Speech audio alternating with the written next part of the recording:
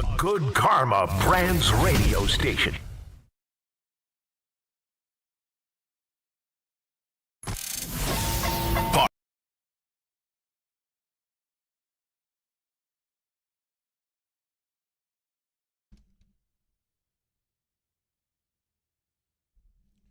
I was looking for reasons to feel better today. I don't know that I do off of last night or off of yesterday. It's Bart and Carlin on ESPN New York, on the ESPN New York app, on YouTube as well. Mr. Scott will be over joining us in just a little bit. Mr. Canty will also be joining us in just a little bit in studio. We've got so much to get to with the Giants and how this weekend has all of a sudden become kind of a sneaky big weekend in a few different ways for the Giants. And can we actually have to start to take them seriously if they win this weekend? I always kind of like that like high-pitched, feigning, questioning voice. But I want to start today with Brian Cashman from yesterday. Listen. It was going to be very difficult to hear anything that was going to make you feel a whole lot better. But what I really look at and wanted to hear, I wasn't going to get. And I knew that.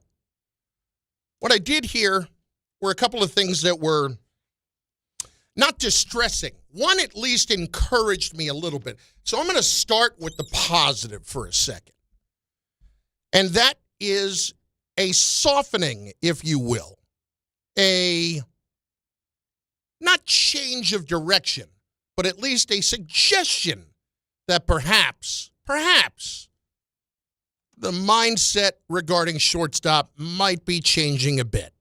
Cashman asked, will Anthony Volpe be the starting that's unfortunate, starting shortstop when he returns? I think so. I believe in the player still. I think we believe in the player. It doesn't mean that we don't play with, on any level, all aspects of roster assessments. You know, he's 24 years old. I don't think New York stage is too big for him. It just, still finding his way. And, the age is something that, there's a lot of value to reminding yourself about that. You see, whether it's in our sport, players that eventually figure it out, as they go down the line. You watch the NFL, these number one pick quarterbacks that franchise put everything in. Shortstop's kind of a quarterback position, center field catcher in baseball. And you see that players that you expect a lot early on for seasons, but then they're not living up to their growing pains, so to speak, as they go through getting their sea legs under them somewhere. And then they wind up in a different environment, and now they're leading their teams. And I'm sure there are various different reasons for it. But I think Boone was talking about it with you guys earlier. It's like sometimes this isn't linear. It's also not guaranteed. And that's why it's fair to always assess what you have, and is it good enough, and do you need to replace it, and can you find better, and all that stuff. And that, I promise you, always takes place. But I believe in the player. I think we believe in the player.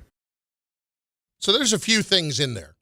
Number one, do not please try to sell me on the idea that Anthony Volpe is all of a sudden Sam Darnold, okay? We're not going down that road. You want to sell me on the 24 years old thing? Okay. We're 3 full seasons into the big leagues now. And the OPS is like 660 something for his career at this point.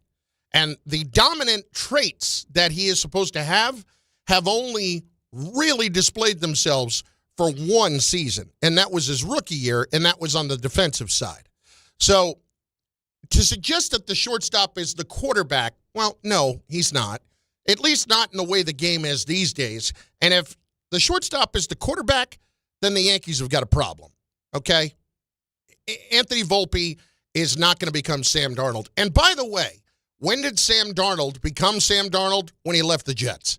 Now, in no world would I ever suggest that the New York Yankees have become the New York Jets. But I would say from a perspective of media market and attention, and certainly everything that's around Anthony Volpe in being in his home market and playing for the team that he grew up rooting for, and the amount of pressure that is associated with that, okay. I could see that down the line somewhere else he might become a better player, but you're not helping your argument when you say that. Number two, you're going to remind me about 24. He's only 24. 3 years in the big leagues. 3 years in the big leagues. 24 is not 20. It's not 21. It's not 22. 24 is different than those ages, and it is older. So please do not try to sell me on he's still a young player when we have been in the big leagues for 3 full seasons. But I will give Brian Cashman credit here. If you listen very intently to what was said, there is a softening. There is a softening of what Anthony Volpe is in the future. And if you listen to Aaron Boone, there is a softening on the direct question, is Volpe your starting shortstop next season? Yeah, he's right in the mix to do that. So I think one of the things that's where we can stop. He's right in the mix to do that. Cashman, toward the end of that clip we just played for you, yeah, he is somebody that is part of the roster that we're always evaluating and always trying to get better. He is doing the sell job on him in that minute and 5 seconds you heard, but at the same time, he is acknowledging that you do have to take a look at it at least.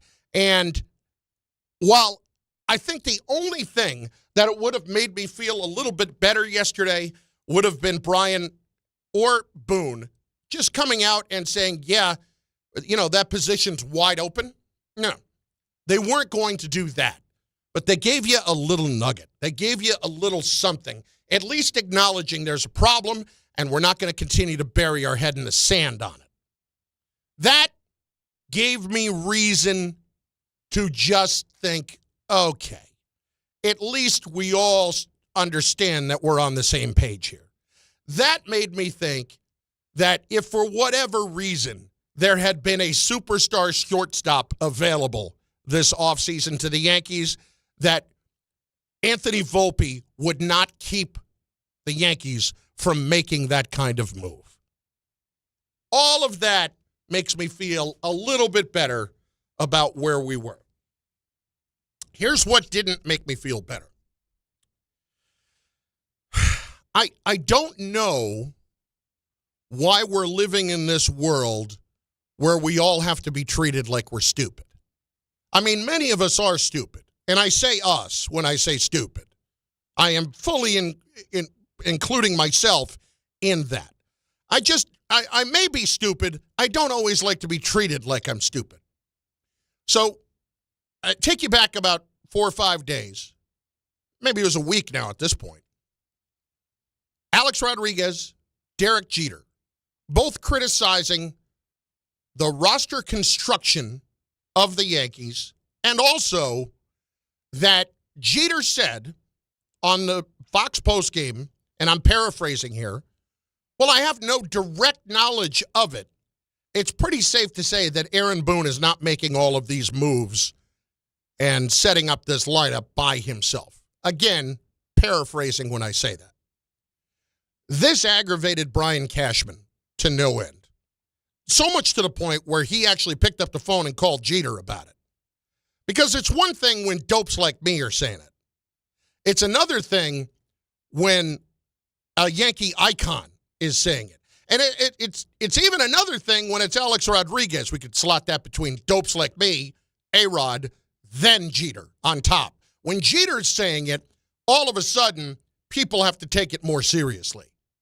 So, with that in mind, we have Brian Cashman saying yesterday the following, and I'm going to read the quote, in reference to the Jeter comments, the A-Rod comments, and where the Yankees actually get involved in the process with giving Aaron Boone a lineup, telling him what moves to make when it comes to pitching, and how they are involved.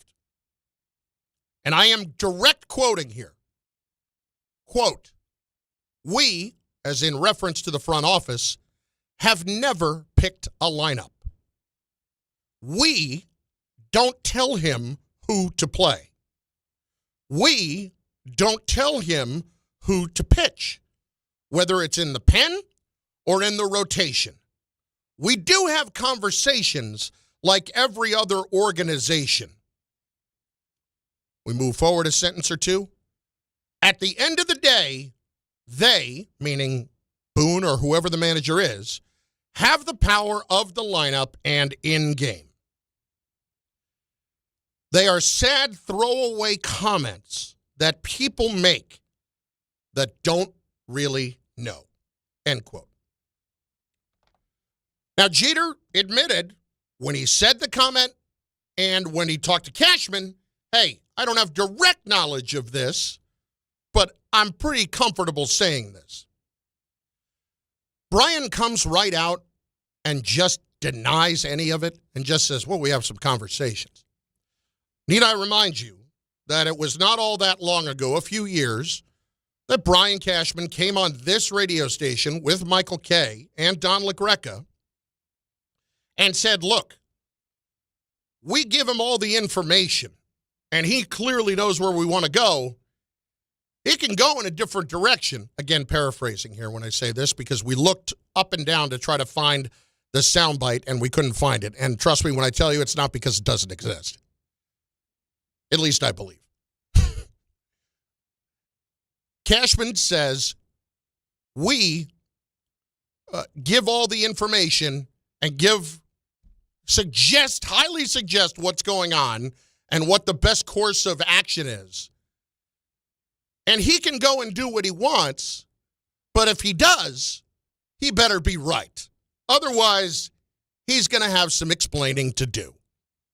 So which is it exactly? I want to believe that there's not a lineup that is handed over down in the dork room in the basement of Yankee Stadium where all of the analytics guys are, and they put it up in one of those, how do I describe it? One of those message shoot things that you'd see at a bank. Like you go to the drive-through in the bank and you put your check in the thing and it shoots up. Like it's not just coming up from the basement. Here's the lineup. An air tube, if that's what it's called. Tom, thank you. Here's the lineup for today. Are you going to tell me that there's not a suggested lineup? Are you going to tell me that there aren't lineups that seem to make sense based on the information that we have? I understand that Aaron Boone is on the same page as Brian Cashman and a lot of the Yankee front office, okay? I feel like they agree on a lot of things. I do wonder how much of it, though, is Boone agreeing because it's understood you better agree. Because otherwise, we're going to have an issue. And that's why he hasn't had an issue. He is a terrific communicator.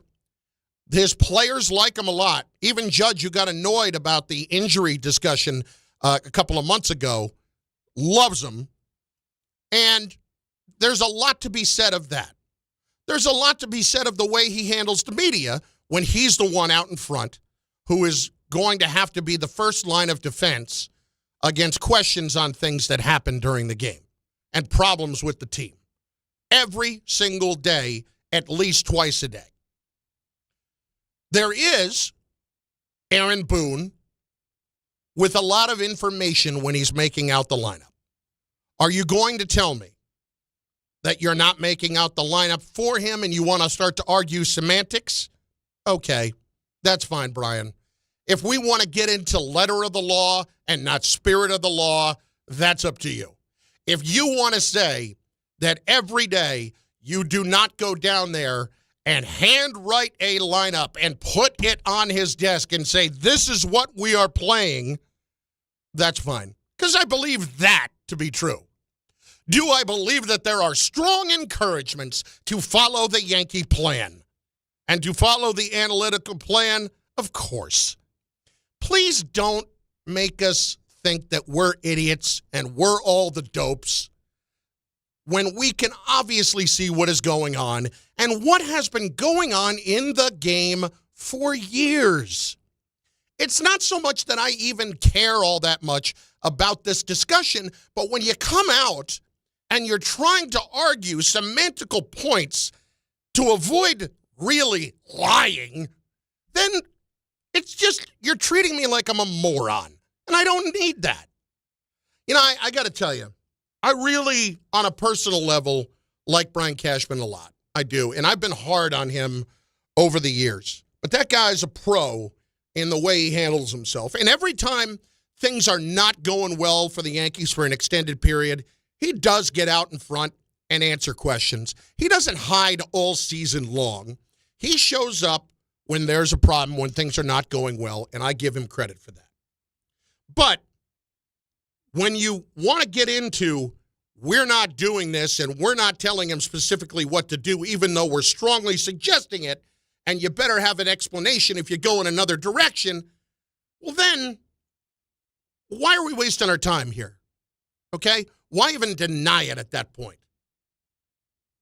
Stupid. It's just stupid. And it doesn't win any favor with any of the fans because everybody knows what's going on.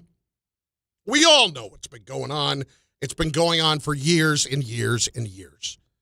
I will not take this seriously when that is a comment he makes. After Derek Jeter. I want you to think about this for a second. Derek Jeter. Think about those two words.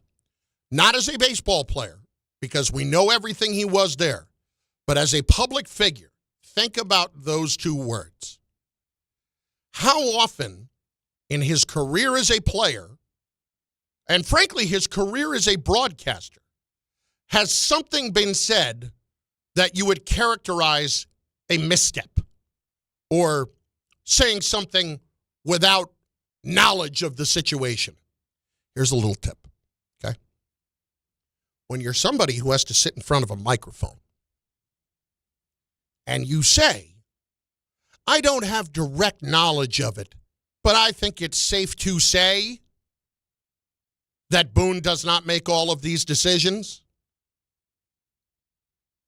you know what's going on. And you just can't say it because you don't want to betray confidences. That's what's going on. Jeter clearly knew, but Jeter had his own qualifying aspect of that to say, well, I don't have direct knowledge. In other words, I'm not in the room every day, but somebody's telling me what's going on. It is amazing that we get caught up in all of the semantics. And if you look at yesterday with Cashman as a whole, it was about semantics. It was not the job is wide open next year. It was, well, we always have to look at making our team better in every way that we can. And when I look at my team, I still really believe in what Anthony Volpe is capable of doing.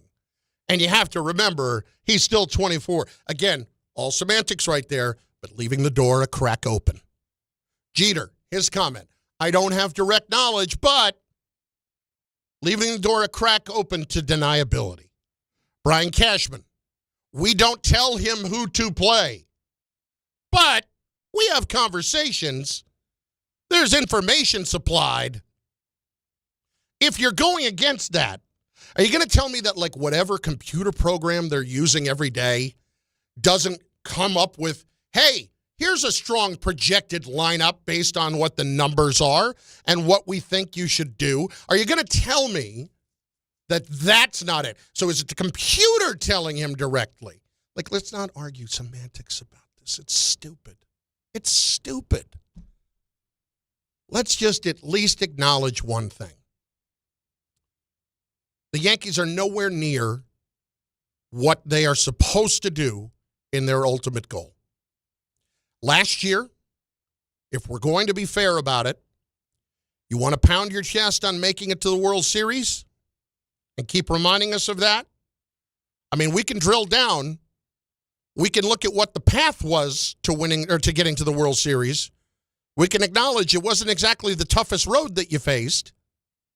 And we can also drill down on the fact that when you got to the World Series, you embarrassed yourselves. It's been 16 years. Nobody still wants to acknowledge what the finishing mark of this marathon is supposed to be. And that's winning the World Series. Everybody, you hear the sadness in their voice and all that. I'm not going to sit here and tell you that they're happy that they lose in the playoffs. Of course they're not. But the bar has been moved. It has been moved for many, many, many years. And it has been a masterful job. What you need to know about the Yankees is the following. The payroll does matter. We know that. It does matter how much they spend now. Because isn't it funny how you hear the Yankees whisper about what the Dodgers are doing when they did that for a long, long time? You know what the Dodgers are doing? They're ensuring that they win. That's what they're doing. They're throwing everything they can at that. Remember who used to do that? It is clear that the payroll matters and that ownership is only going to have that go so far. And when you spend some of that money in the wrong places and those investments do not have a return on investment, you notice how you don't really have that ability to just toss away a problem anymore and cover it up with somebody else. It's not, hey, you know what? Let's just go grab Raul Mondesi and take him on for all that money. Let's go do that. Remember when they do things like that? That doesn't happen anymore. Because the weight of making the money far outweighs winning.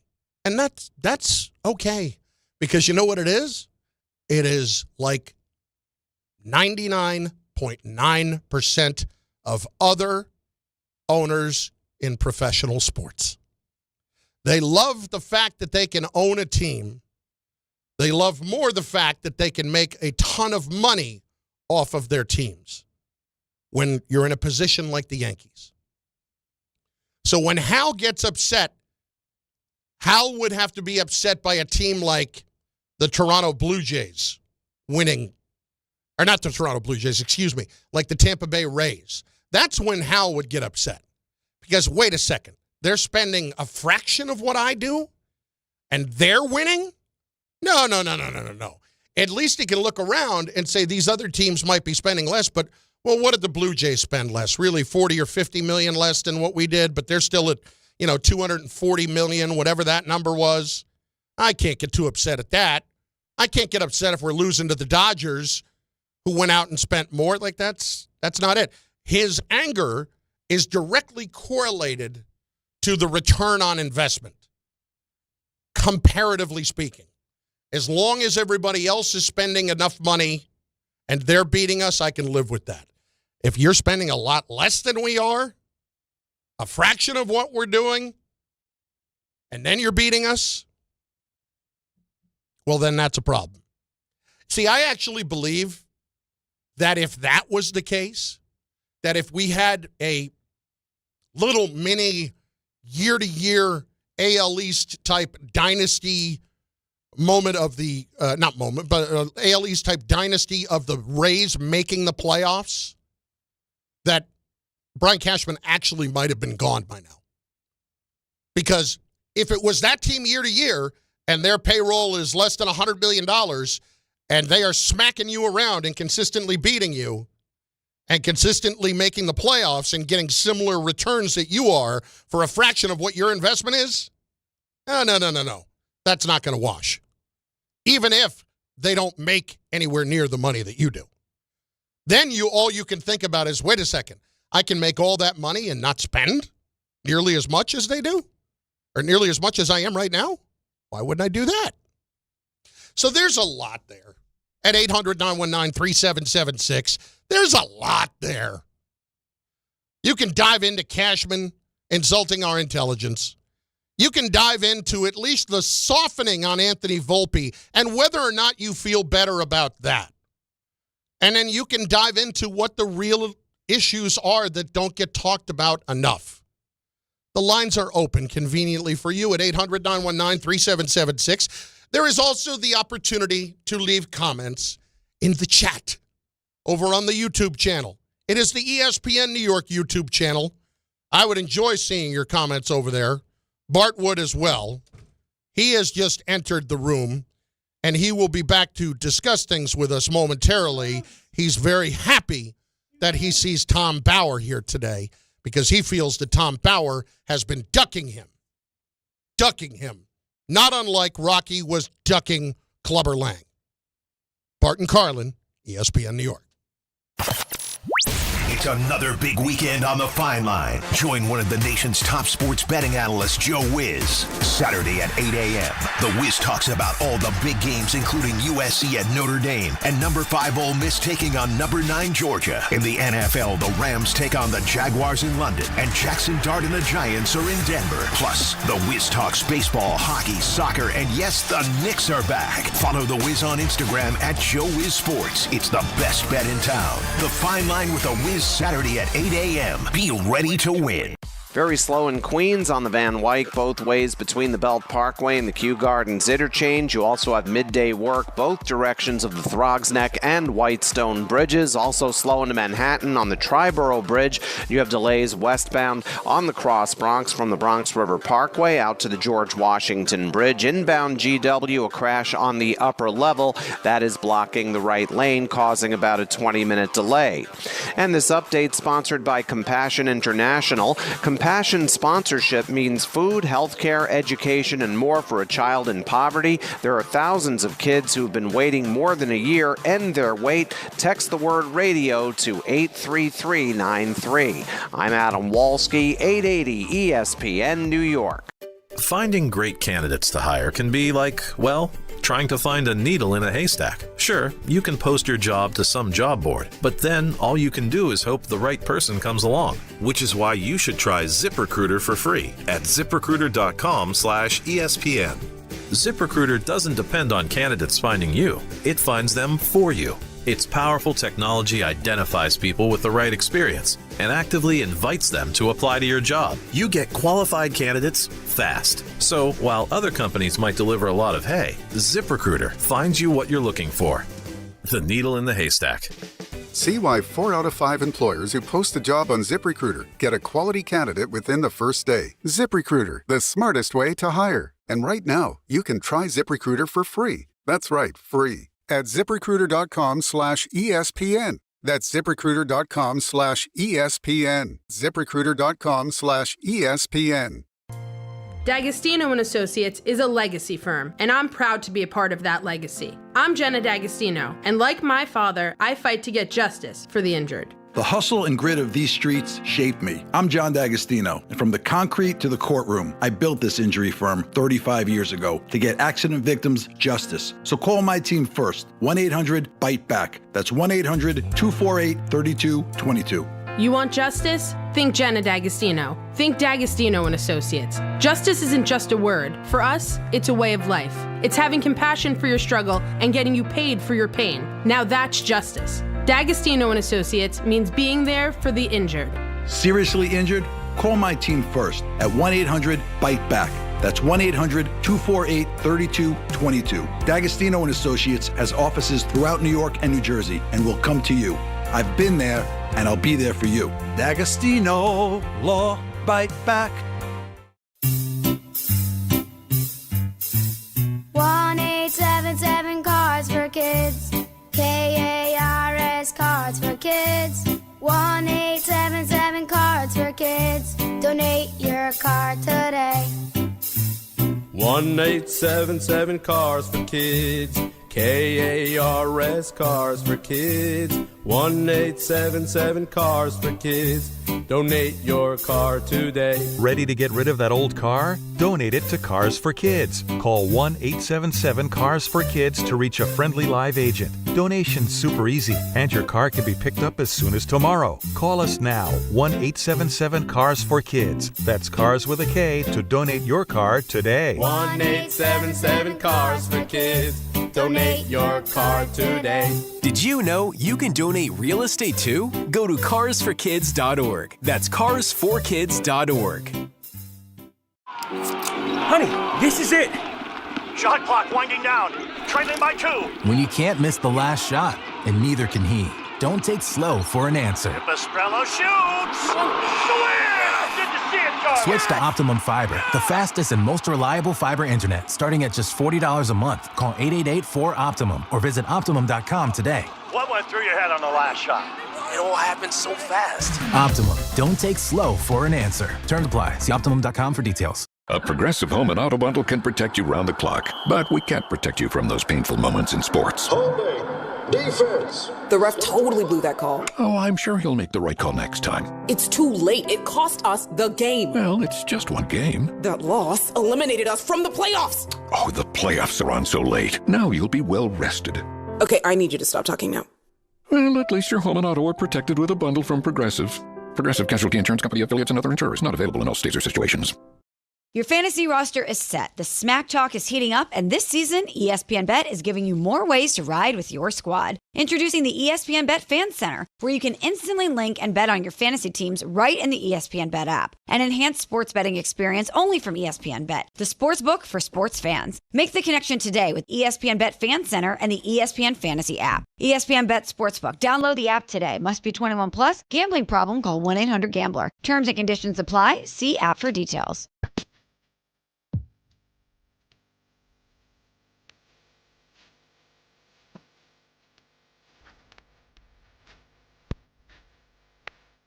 It was a nice moment there that you and Tom had. That was very nice. As Bart's mic almost falls apart. What a disaster that is.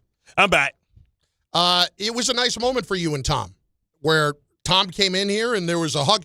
I have never, well, I shouldn't say never. Yeah. I would say that there are few people that I have seen you hug who look less comfortable with you hugging them than Tom Bauer. You know what it reminded me of? When I was in college, you know, I'm a church boy from Detroit. And my teammate, McAllister, Tim McAllister, he was introducing me to his mother for the first time. Mm-hmm. And so she's like, hey, this is Bart. He's my teammate. And I gave her a hug. I see Chris Canty coming in with that Cliff Huxtable Apple hat. You know what I'm saying? That's how you know he's ready to be the world's greatest dad. He got that Cliff Huxtable Apple hat on going on. You know what I'm saying? Peak dad right now. Peak dad. We in the 7th month. It's on right now. What do you call that hat? Like, it's an apple hat. It's called an apple hat. Apple hat? It's called an apple hat. Newsboy, paperboy hat? Yeah, apple but hat. like that looks even a little bit different than a newsboy. That's like Harlem Night. That's Harlem Night. That looks like a little wider than that. That is the official newsboy, paperboy. That's from Lock and Co. Yeah. Oh, okay. Everything's gonna be big. London, Everything's gonna look big on Chris. He's 3,000 feet tall. Well, I know that, but I'm not criticizing it. It looks good. Yeah. But for my own personal reference, I have never known exactly what to call that hat. In Detroit, we call them apple hats. But you've seen me wear those hats I've seen a you wear million it. times. We've worked together for years. But I've never asked what you actually call it. I've seen many people wear that style of hat. That's all. Okay. I just want to know for my reference when somebody, because we for call whatever it reason, hats. bowler always sticks in my head, and I know it's not a bowler. The bowler hat is the thing that you Yes. It's Ollie from the, Laurel and Hardy. Can I ask a question for my reference, for my edification? Sure. How the hell does Bart Scott get over here in time after he's doing Get Up and change clothes? How does that, is he like Clark Kent? Does he have a phone booth outside of the studio? He didn't get here in time. It's a onesie. I was here for the first 20 minutes. It's a onesie. You know what I mean? It's a onesie. So you grab from Snap. So you just pull it off like I'm going in the game. Put me in the game, coach. God. He's like Beyonce on stage. Costume change. Rap. But yeah, so when I was in college, I just hugged his mom, and then and it was kind of like how Tom kind of stood straight. Don't know how to lean back, go chest to chest with a person, right? And later, my teammate came to me and said, "I just want to let you know, you're the first black person that ever touched my mom." I'm not going to lie. So Tom Bauer came in here before and hugged Bart. Bart thinks that Tom has been ducking him because Tom's a big Yankee fan, and every time that Bart's here, Tom's not. Yeah. Since they lost. So Tom comes in. At least we were in the playoffs. Yes, Where the hell was your team? No, I get no. See, this is the thing. Don't start that. No. This don't is the start thing. that. I just got offended for you, Tom. I'm sorry. Tom I'm a Yankees fan as well. Tom was very. We should be considered a protected class with how bad our manager is. Tom was very he was very not nice when we were talking about the Mets the day before. And I said, hey, man, you got Slittler coming in, talk about everything that was going on. And, he was very arrogant about it. And, Tom has this, little wry smile like he got right there. It's like it's like a sarcastic type of smile. And I was leaving to go into London the next day. So I was just like, I was leaving to do something else or something. Yeah. And I left. And then, it went bad. And it went bad, and then I haven't seen Tom in 2 weeks? And he's been ducking and dodging me and stuff, and I just wanted to know, I want to do a wellness check to make sure he's okay, because I understand how important mental health is. We call him Baby Dahmer. I just want to make sure that me and him good. I just want to make sure that me and him good. You know what I'm saying? There's certain people you speak to every time. You know what I'm saying? Because you hope that they come and say, hey, man, you might want to step up. He look like they about to do one of them Netflix specials on him. Bart. Ed Gein show. Bart, you might want to step up. You might want to step up. I ain't going to say nothing to nobody. I'm just going to get on the elevator and be gone. I'm a haul ass, knowing a break. I don't know why this popped into my head. Baby Dahmer just sounded like a hell of a Saturday morning cartoon. I don't know what that is. I don't know why that popped into my head. Anyway. Yeah, but I don't know. Tom, am I the first black guy you ever hugged? Back to that. That's what I want to know. No. Because you hugged a black guy before? Tom, you looked incredibly uncomfortable. You looked as if, I didn't want to say it. He said it. I'll say it now. You absolutely looked like you had never hugged a black person. Tom, where are you from? I'm from New Jersey. But here's the thing. There are No, this was a double arm hug. This wasn't a handshake. This was a hug. Yeah, are you from South Jersey? Where are you Central from? Jersey. Central Jersey. Yeah, some people don't believe it's a thing, but it is. What's What township? He's I'm from Neptune. Neptune, okay. Monmouth County. Okay, yeah. Listen, as a lifelong New Jersey person, I can tell you some of our folks are not the most enlightened. Gotcha. Some. They're not the most cultured? I'm just glad. Understood. So, Chris, you're here too, and you can speak to this. You guys heard from your leadership yesterday. How do you guys feel going forward? Well, how do you want me Brian to feel? Cashman. I don't know. Was anything said yesterday that made you feel better? It's not changing. How should I feel? Yeah. I mean, how do you feel about it not changing? I just had Jess Mendoza on my show on Sportsmanlike Shameless Plug. I was ESPN there with Radio her. Yeah, 6 it was to 10. good. You got a great show. And Jess said, the managers, all they do is the bidding of the front office. You can't really blame them for any of the decisions that get made. So who we blaming? And then I referenced Booney pulling Cam Schlittler, and she said, oh no, you can blame Boone for that. Ah, okay. And so when Jess Mendoza says that it's fair to blame the manager of the New York Yankees, then I feel justified in my outrage of how Aaron Boone has handled this team. And that's why I want to send Aaron Boone to the moon. So that's what I'm saying. So ultimately, we're going to hold him accountable and not the analytics department, which is one of the robust I'm in over all of everybody. baseball. I'm over this entire regime. Yeah. So, but how Cashman is the fifth Steinbrenner. He ain't going nowhere. How does it change? Because it looked like maybe Toronto can hit on the road just as well as they can hit at home. So I think we can kind of dismiss those allegations, those indirect shots that the Yankees were trying to take. So with the Toronto Blue Jays not seemingly going anywhere in the near future, how does this Yankees team improve enough? Is it just Garrett Cole and that's it? That's enough? Garrett Cole, Schlittler, Rodon. Now we know Rodon was hurt, and now we hear all these excuses Max and all this Fried, stuff. yeah. And Max Fried, is it as simple as that? I mean, when you got shortstop? When you got dominant starting pitching, you're going to have a good chance in the tournament. Just look at what the Dodgers are doing, right? Now all we need to do is allow our manager to give those guys the runway so they can control the game. Are they wasting Are they wasting Aaron Judge? Do they need a shortstop? Volpe well, is listen, it? Aaron Judge just flipped the narrative on his head, right? We can't blame him for the postseason that the Yankees had. Exactly. This is not on him. Now we're having a conversation of whether or not the Yankees are doing him a disservice by not having the right protection for him in the batting order, not having enough guys that can be able to support him properly. That's the question that we're asking. Right? Mm-hmm.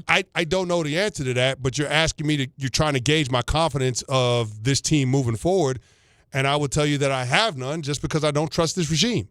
And when you look at where the LA Dodgers are at in comparison to where the New York Yankees are at, it's a different game. Like the comparison, first of all, the Yankees, they had a good season, but they're in the American League. The National League is the cream of the crop when it comes to Major League Baseball. Yeah. And we're not at the same level as teams like the Dodgers or like the Phillies. We're not there. So I don't feel great about where this team is at, and I'm not going to move the goalposts and say that getting to the World Series is good enough because it's not. Yeah. This is the longest championship drought that I've experienced as a Yankees fan in my lifetime. The longest one. I was born in 82. I ain't never had to worry about going 15, 16 years without winning a championship. So I don't feel good about the situation right now. I don't feel good about the status quo. I hope you feel the same, Tom, because I want nothing but bad things for you. All right, we'll hit the football next with Canty, who is here for the next little bit at 800-919-3776. Bart and Carlin on ESPN New York. Don't do the live here.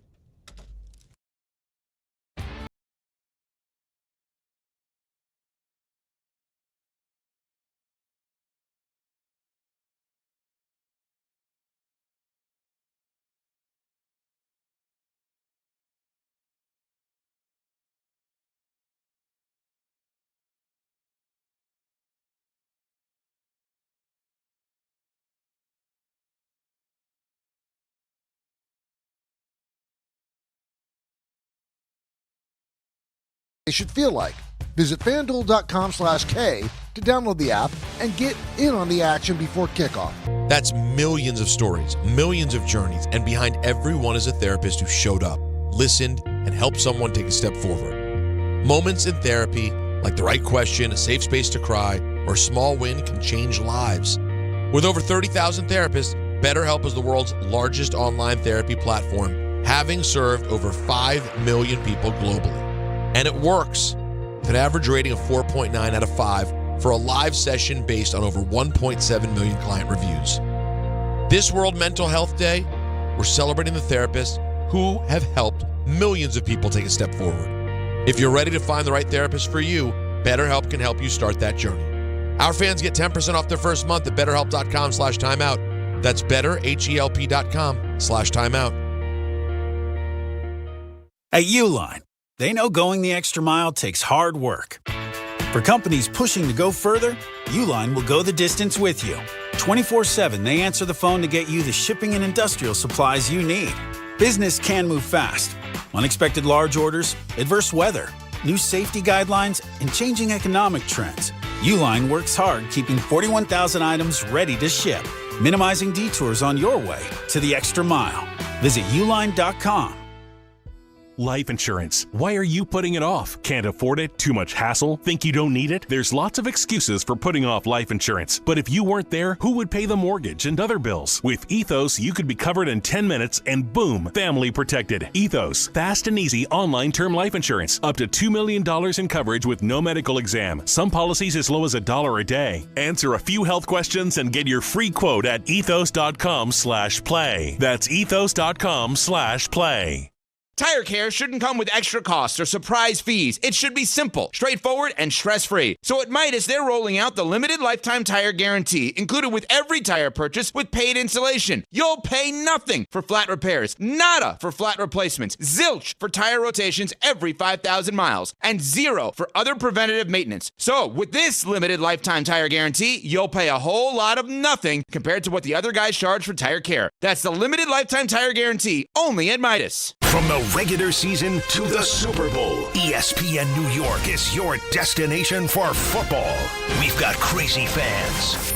If the Giants somehow beat the Cowboys, I'm going to take a dump on your head. You can feel good because you're a damn football team. Expert analysis. Marcus Spears joins us now, ESPN NFL analyst Damian Woody. Mel Kiper Jr. The Hall of Famer Steve Young. He's kind of our resident general manager, Louis Riddick. We got Mike Tannenbaum right now. And all your fantasy and wagering needs. This is ESPN New York.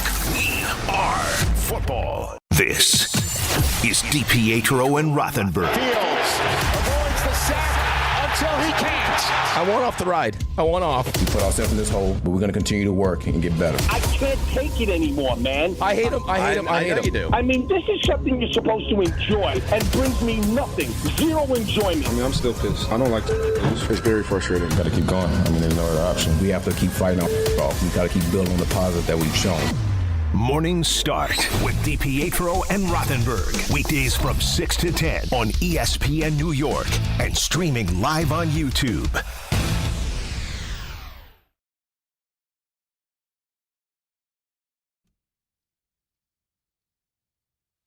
Chris Canty is here on Sportsmanlike every day on ESPN2, on ESPNU, and of course on ESPN Radio, 6 to 10 a.m. Also, First Take during the week as well. All right, so let's get into it a little bit.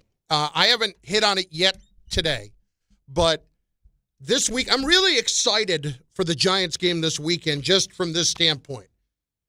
I might actually have to take them seriously after Sunday if they actually found a way. Now, I'm not expecting it, but I might actually have to take them seriously if they got to 3-4 and Dart plays well in Denver. Yeah, and then you're talking about them coming back to the East Coast and having a game in Week 8 against a team that they just beat in Week 6, the Philadelphia Eagles. So, yeah, I mean, you have to start taking the New York Giants seriously. And here's the thing. If the Washington Commanders go down and lose to the Dallas Cowboys, which is entirely possible, then all of a sudden you can go to the place as a Giants fan of entertaining the possibility that this team could be more competitive in the NFC East than anybody thought before the season started. Yeah, I mean, the thing is, I think one thing we can all agree with especially after watching Thursday Night Football, this thing is wide open, right? Because the door was open from a quarterback that has only been there 10 days, opens it up for the AFC North. But that still can be said here. Dallas is a live dog getting CeeDee Lamb back with an opportunity to put up a lot of points and make Not it to mention the two Tylers, too, right? Tyler Booker, Tyler Smith. Yeah. Correct. So that strength can only get stronger. The issue is that defense is even weaker. I mean, Dak's going to have to run the ball to try and play the time but control game. The Commanders' defense is trash bags, too. But Scary Terry may come back as well. But both of them didn't practice yesterday, though. No Daboll practice yesterday. No Terry McLaurin practice yesterday. So, well, it'll be interesting to see if this young Giants football team can take this act on the road. Because the first time we saw it was against an inferior opponent, which we thought was an inferior opponent in the New Orleans Saints, and they didn't do so well with the communication, the turnovers, and all that stuff. Let's see if they have some growth in between that. But listen, I just saw this Denver team over there. They can really choke you out and take you into deep waters and drown you from a defensive standpoint. Now, the hope is that Bo Nix and his offense with Sean Payton really isn't putting up more than 21 points a game. So you're going to have an opportunity to dominate them on the defensive side of the ball, too, granted that you don't give up any big explosive plays. So I'm excited to see if this Giants defense can try and hang with this Denver defense that can be explosive and intimidated at times. 30 sacks. Benito has, 8 of them, 9 of them right now leading the league. Cooper on the other side. But Nick Benito and Zach Allen are tied for the league in quarterback hits. They got 16 quarterback hits apiece. And what really scares me is the fact that you don't even know who you're going to deploy Patrick Surtain on, and that's going to let Hufanga be able to come in. And you heard Cooper's starting to sound a little agitated, and people are starting to get agitated. And defensive players get agitated. We create things to be mad about for no reason. So by no means is this a shot at Jaxson Dart. But he said, hey, the quarterback's over there dancing. He's feeling himself. These guys doing backflips. He said, didn't that sound like Suge Knight at the Source Awards? Out there. If you a star defensive player and want to stay a star and don't want the opposing quarterback all up in the end zone, dancing in the video, come to Mile High. So it sounds like they want to try and make a course correction. And, to Cooper said, I wish I had the sound, talking about how we have it. Okay, well, let's go ahead and play that because I think he's a young guy. He's feeling himself a little bit. He's out there running around. He's got the chain on. He's dancing. I feel like everybody needs something, But we've went against QBs who have ran around in the pocket and have tried to do stuff with their legs. So ain't nothing we haven't seen. Ooh, come to death row, right? So listen, I would be agitated too. Y'all gotta listen. Just honest fact.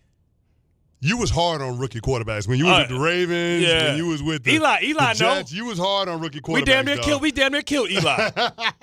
But let's see if you can handle taking 5 from one side. But the thing is, we knew this moment was going to come, where the Giants go from this beautiful story that everybody in the internet could to start saying, okay, you want our attention?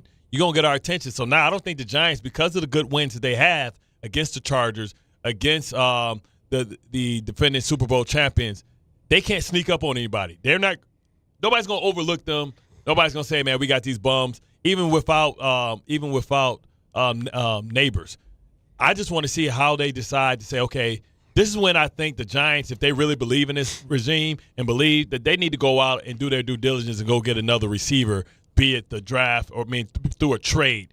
Because if not, you're going to run into these moments. If you truly think you could compete, you got to go out and trade for a receiver and give your guys an opportunity to win and give them a fighting chance. All right, good talk. Listen, I thought he was talking to you. He was talking to you. What are you talking to me? He was talking to everybody. Both of us. I'm just looking straight at the TV because I can't focus on one thing at the same time. Chris Canty is with us in studio on Sportsmanlike every day, 6 to 10 a.m. on ESPN Radio, ESPN2, and on ESPNU with Michelle Smallman and Evan Cohen. Is there, with everything as wide open as it is there any reason to look at this through 6 weeks and now 7 weeks coming up and say anybody's a particular favorite at this point? No. There's only one team that I feel like I can trust in the NFC from week to week, and that is the Tampa Bay Buccaneers. Everybody else is one of those situations where I've got to have more information. I need a bigger body of work before I can decide whether or not I believe that they're true championship contenders. The Philadelphia Eagles have the talent. They do. But they still have the issues in their locker room, and particularly the chemistry between the quarterback and the wide receiver, A.J. Brown. And I'm not saying that A.J. Brown is, a malcontent or he's the – but I will acknowledge this. A.J. Brown said shortly after they won the Super Bowl that he was not content with winning the Super Bowl in the fashion that they won it.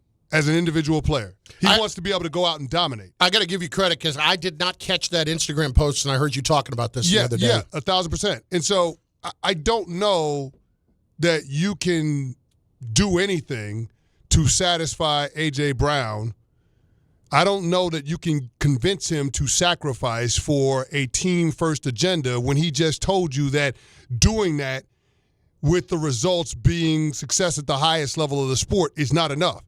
If the championship is not enough, big fella, how do you make him happy? Yeah. You just paid him. Throw me the ball. He just won a ring, and he's not happy. So again, the Philadelphia Eagles have the talent to fix all of the problems that are happening on the field, yet something's wrong. And they're telling you something is wrong because they had the Saquon Barkley, Jalen Hurts, A.J. Brown meeting a couple of weeks ago. Allegedly. They had the meeting this Monday with the offense trying to discuss the identity. The Philadelphia Eagles themselves are telling us there is a problem going on, and they don't know how to fix it. This feels more reminiscent of what we saw in 2023 than what we saw through the first 4 games of 2024, which is why I am willing to entertain the possibility of the Giants jumping into the mix, the Cowboys jumping into the mix, if those two teams are able to get a win in Week 7. Let me ask this question, though. Is it just possible the Eagles are like those friends in your life who they talk about how much they hate drama, but they need it? They need it. Like the Eagles always have something going on, man. Sure, but but BG and Bart has talked about this a lot. Brandon Graham's not around. The other guys are not around as much. Lane Johnson's really the only guy around who can kind of help settle it. But Lane Johnson, he's around, but he's hurt. Yeah, exactly. So like when you're not on the field, and Bart knows this, when you're not on the field, guys in the locker room don't really want to listen to what you got to say. Right. So Lane Johnson is trying to get healthy, get back on the field. Landon Dickerson, he's trying to get right from a health standpoint. I don't want to minimize the injuries that this Eagles team has faced because their offensive line and defensive line have been banged up through the first 6 games. But there is something else bigger going on. This feels a lot like the 2005 Philadelphia Eagles coming off of a Super Bowl run. Is that the dream team? No, the 2005. That was 07. That was Terrell Owens, Donovan McNabb. Remember the Super Bowl in Jacksonville against the Patriots? They lost the Super Bowl. But they came back the next season. T.O. only played in 7 games because there were issues between him and McNabb. The organization ultimately ended up parting ways. I'm not saying that the Philadelphia Eagles are getting rid of A.J. Brown. I don't know that it's going to be an addition by subtraction because, like I said before, they just paid him. What I am saying is there's something not quite right about that team, and that's why I can't say that they're going to be the runaway favorite in the NFC East. I mean, it was the same a couple of years ago when, the only loss they had in 9 or 10 games was against the Jets, and they couldn't get it back on track. Yeah. And nobody could really explain how a team could be 11-1 and then can't get out of their own way. Lose 6 of their final 7 games, and the head coach said he didn't have any answers and all of those other things. And they changed. And the last time they struggled like this, they changed coordinators offensively. Yeah. Right. So losing Kellen Moore is a big deal as they look to find their identity. You can call a lot of the same plays, but it's about the person that's calling the plays and the timing of when you call the plays and the game plan that's really important. But Bart, the beauty of everything that you're saying is that in the midst of chaos, there is opportunity. And if you're the New York Giants, this is your opportunity. That's why you restructured the contracts of Paulson Adebo and Von Holland. You're creating some extra cap space because you want to give yourself the flexibility if there is an opportunity for you to add before that early November trade deadline. So I'm with you 100% that because of the state of the NFC East, because the Washington Commanders and the Philadelphia Eagles look uneven, because the Dallas Cowboys defense is absolutely atrocious, if you're the New York Giants, despite starting a rookie quarterback, you can believe to some degree that your team has a chance to evolve into a squad that can contend for a playoff spot. Yeah. We just got to see how it goes with weeks. I think these next 2 weeks for the Giants are critical. Shut it down or go time. In terms of being able to justify the front office being aggressive and adding to this roster. Because we're trying to figure out how aggressive is this regime going to allow Daboll and Schoen to be in spending future assets that they may not even be around to be able to spend or to decide, right? So, like, I'm not going to let you come and spend all this future assets that could be potentially something for our next head coach. You're looking at it the wrong way, though. It's not about Daboll and Schoen. It's about the development of Jaxson Dart. No. And does the weapons or lack thereof keep him from growing, his continued growth? The trajectory of Jaxson Dart has to be the priority for the organization. Okay, want to get into this more in a sec. Can you hang for a bit? Yeah, I got you. Yeah, I got to step aside for a sec. Canty with us. We got a lot to get into with this because there's a lot more on that Jaxson Dart bone. It's Bart and Carlin on ESPN Radio. Just printed from the Erie Canal Press, the most coveted ticket, New York Lottery's $1 million raffle, hath arrived. 15 fortunate souls shall come into the fortune of a millionaire.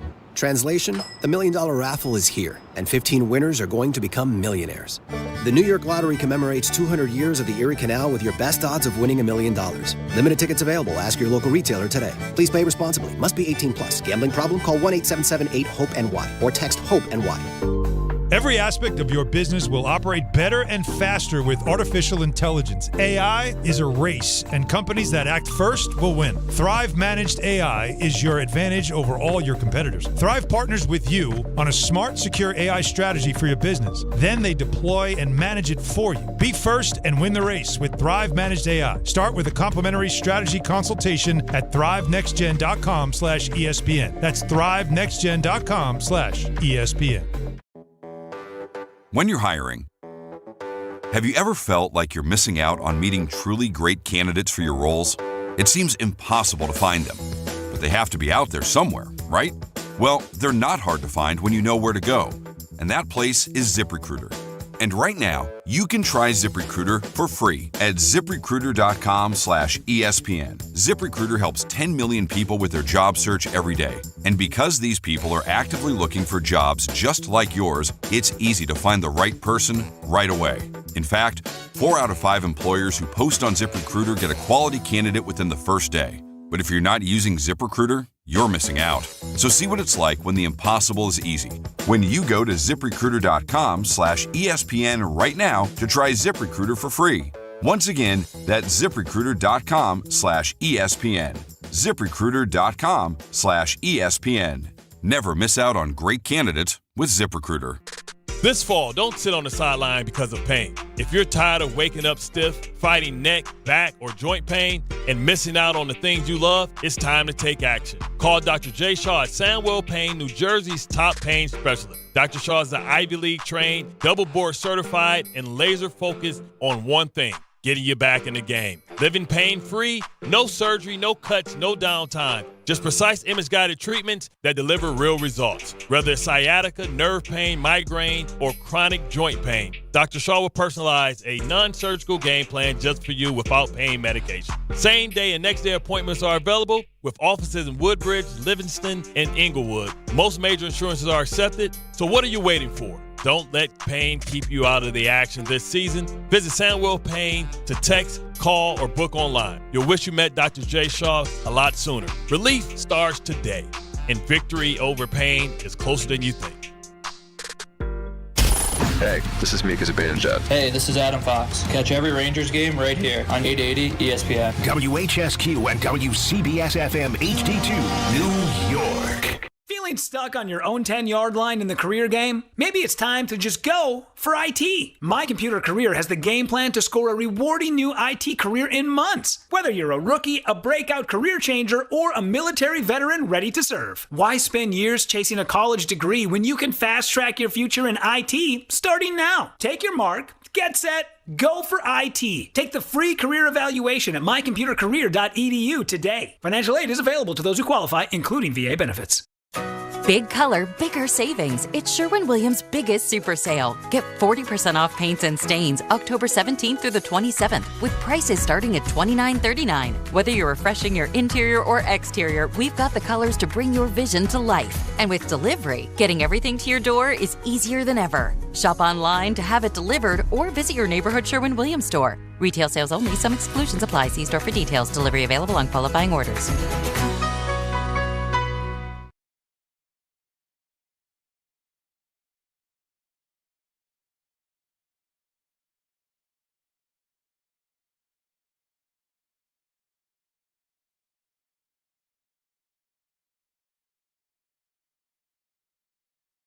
You should hear the curses flying right now. We can get into that. Yeah, we can get into that. We'll get to that in a few minutes. I just don't. Bart Scott is carrying the water for Aaron Rodgers. You should be able to apologize. I'm not apologizing. And admit you're wrong. How can you not say you're wrong? Why am I apologizing? You said he couldn't play. He lost to Joe Flacco, who just got there 5 minutes ago. I'm sorry, he lost to Joe Flacco. Last I thought, he scored the touchdown. He threw 2 picks in the second quarter that resulted in 10 points. Hold on. That pick was not his fault. Come on, man. No, Metcalf. Metcalf. Come on, man. Metcalf ain't got to hold on to that. Come on, man. It's never his fault. Man. Hold on. Right? It's never his fault. Oh, my but God. You make more excuses for Aaron Rodgers than a brother going to jail. Did you see that interception that Metcalf gave up? Listen. Aaron Rodgers threw that in the only place, the perfect place. That's Metcalf. That has nothing to come on, man. There was a moment what about, last what night. about the one, the Jordan Battle? What about that one?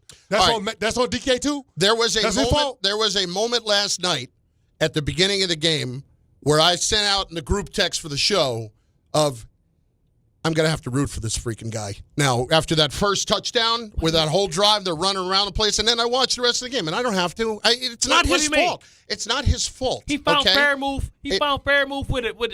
Come on, man.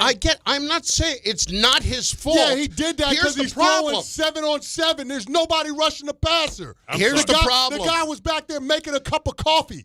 He almost lost to Justin Fields. That almost happened, yeah. This dude is 4-2. And Denver almost lost to Justin Fields. No. You lose me after last night. I'm sorry. So he's after you lose to Flacco and the Bengals and you're controlling that game early. No, I love this because Bart is saying Aaron Rodgers didn't lose the game last night. So Aaron Rodgers won the game in New England? I'm asking you a question. So if he didn't lose the game last night, that means that Aaron Rodgers won the game in New England. I can't. You guys just paint whatever narrative you want. Y'all said this man couldn't play. This man is playing. He playing elite quarterback. He's playing good quarterback. Can we agree on one thing? He got no receivers. He out there with a jumbo package. Aside from, he's got no receivers. He's got DK Metcalf. He got a jumbo package. He out there with a 300-pound tight end, Jonnu Smith, and we forgot Fairmouth was even still alive. We can all agree on one thing. The Steelers' defense stinks. Yes, $179 million. The highest priced defensive unit in all of football, and that's what you get from it. Okay. That you never want to be expensive and old, and that defense is both. Yes. I want to go back to the Dart stuff for a minute. Okay. Because I have lived in this mystery over the last several weeks of balancing the Dart development, which you're 100% right on, is the most important thing to come out of the Giants season.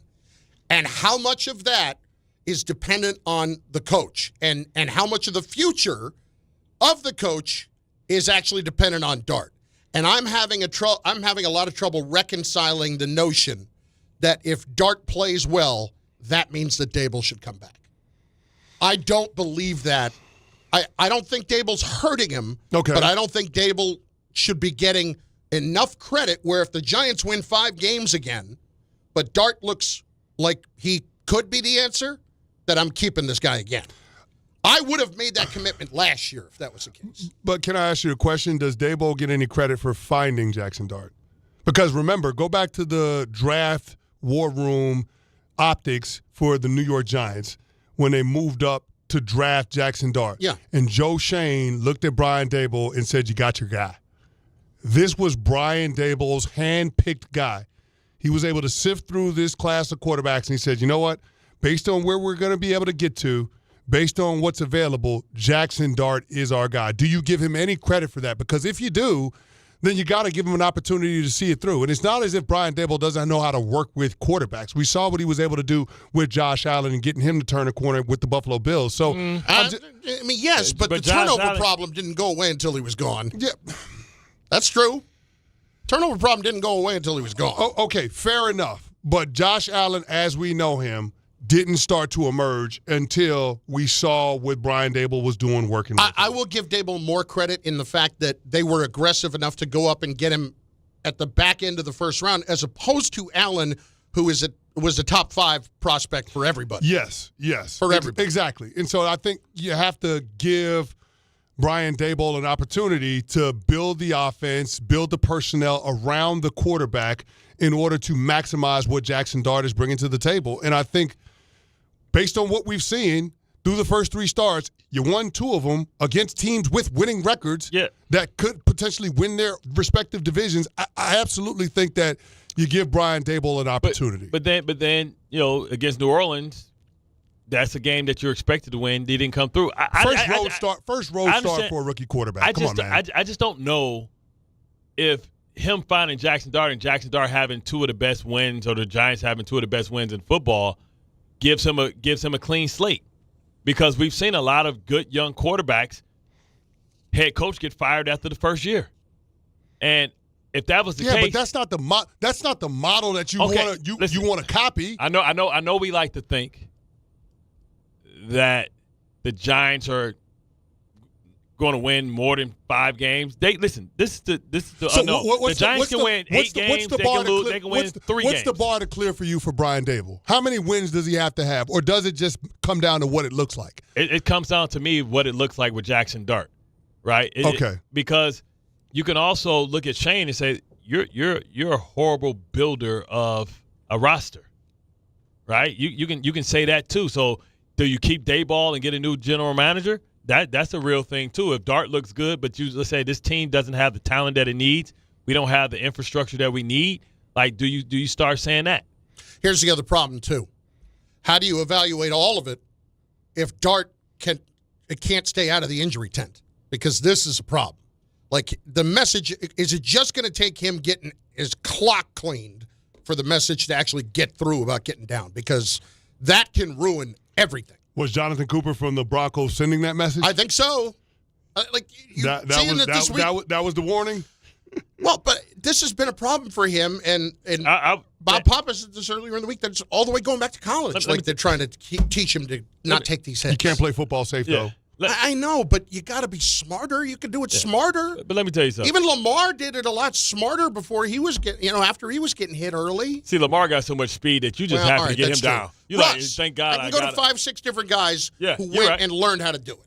I need them out there. Listen, as a linebacker, I would take the Scatterable thing personal.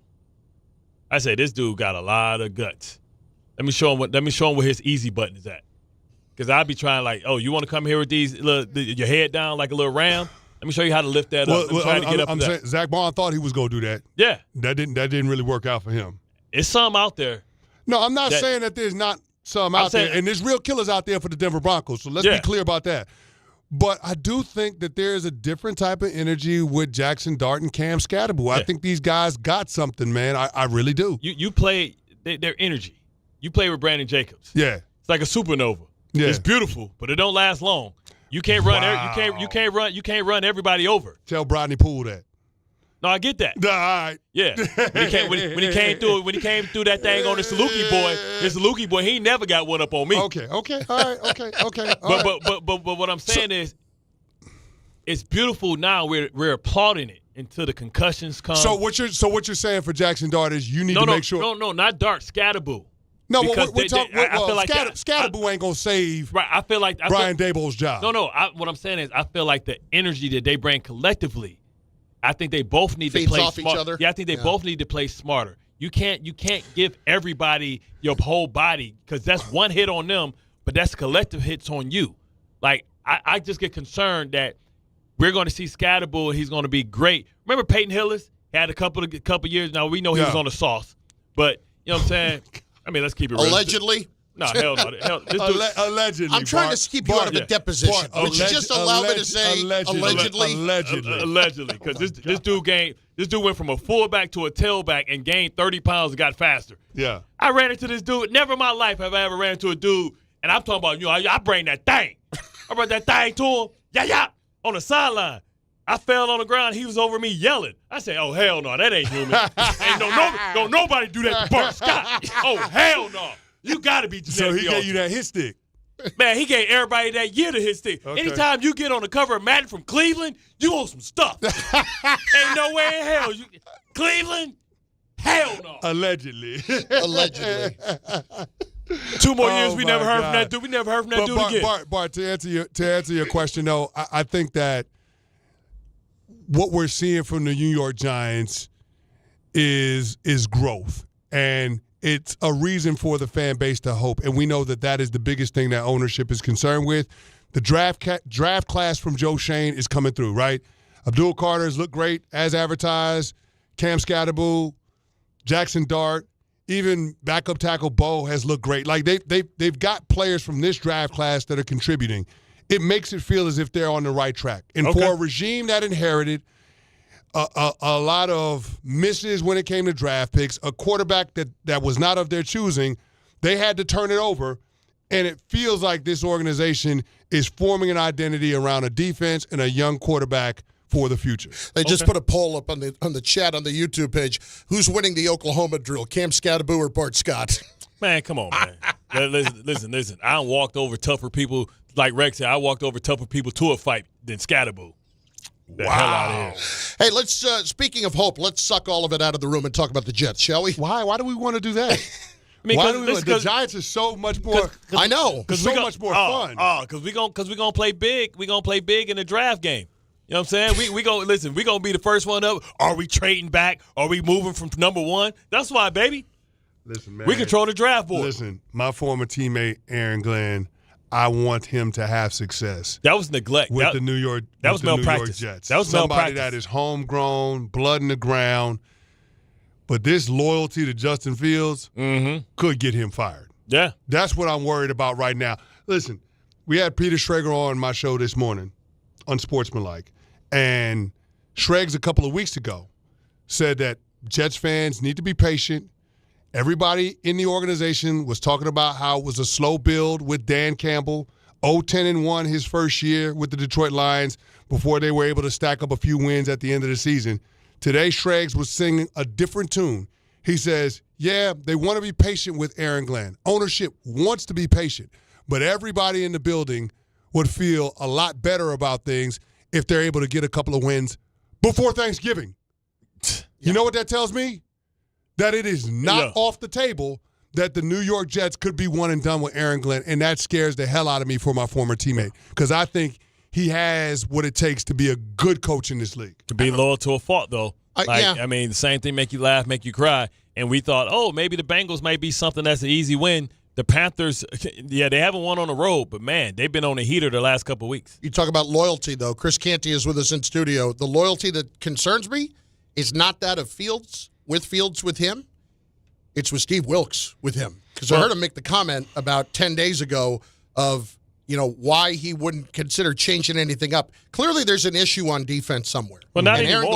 Aaron Glenn's, for 1 week. For 1 week. Again, 1 week. Overseas, everybody calm down. No. I know, Jermaine Johnson, I know all of it.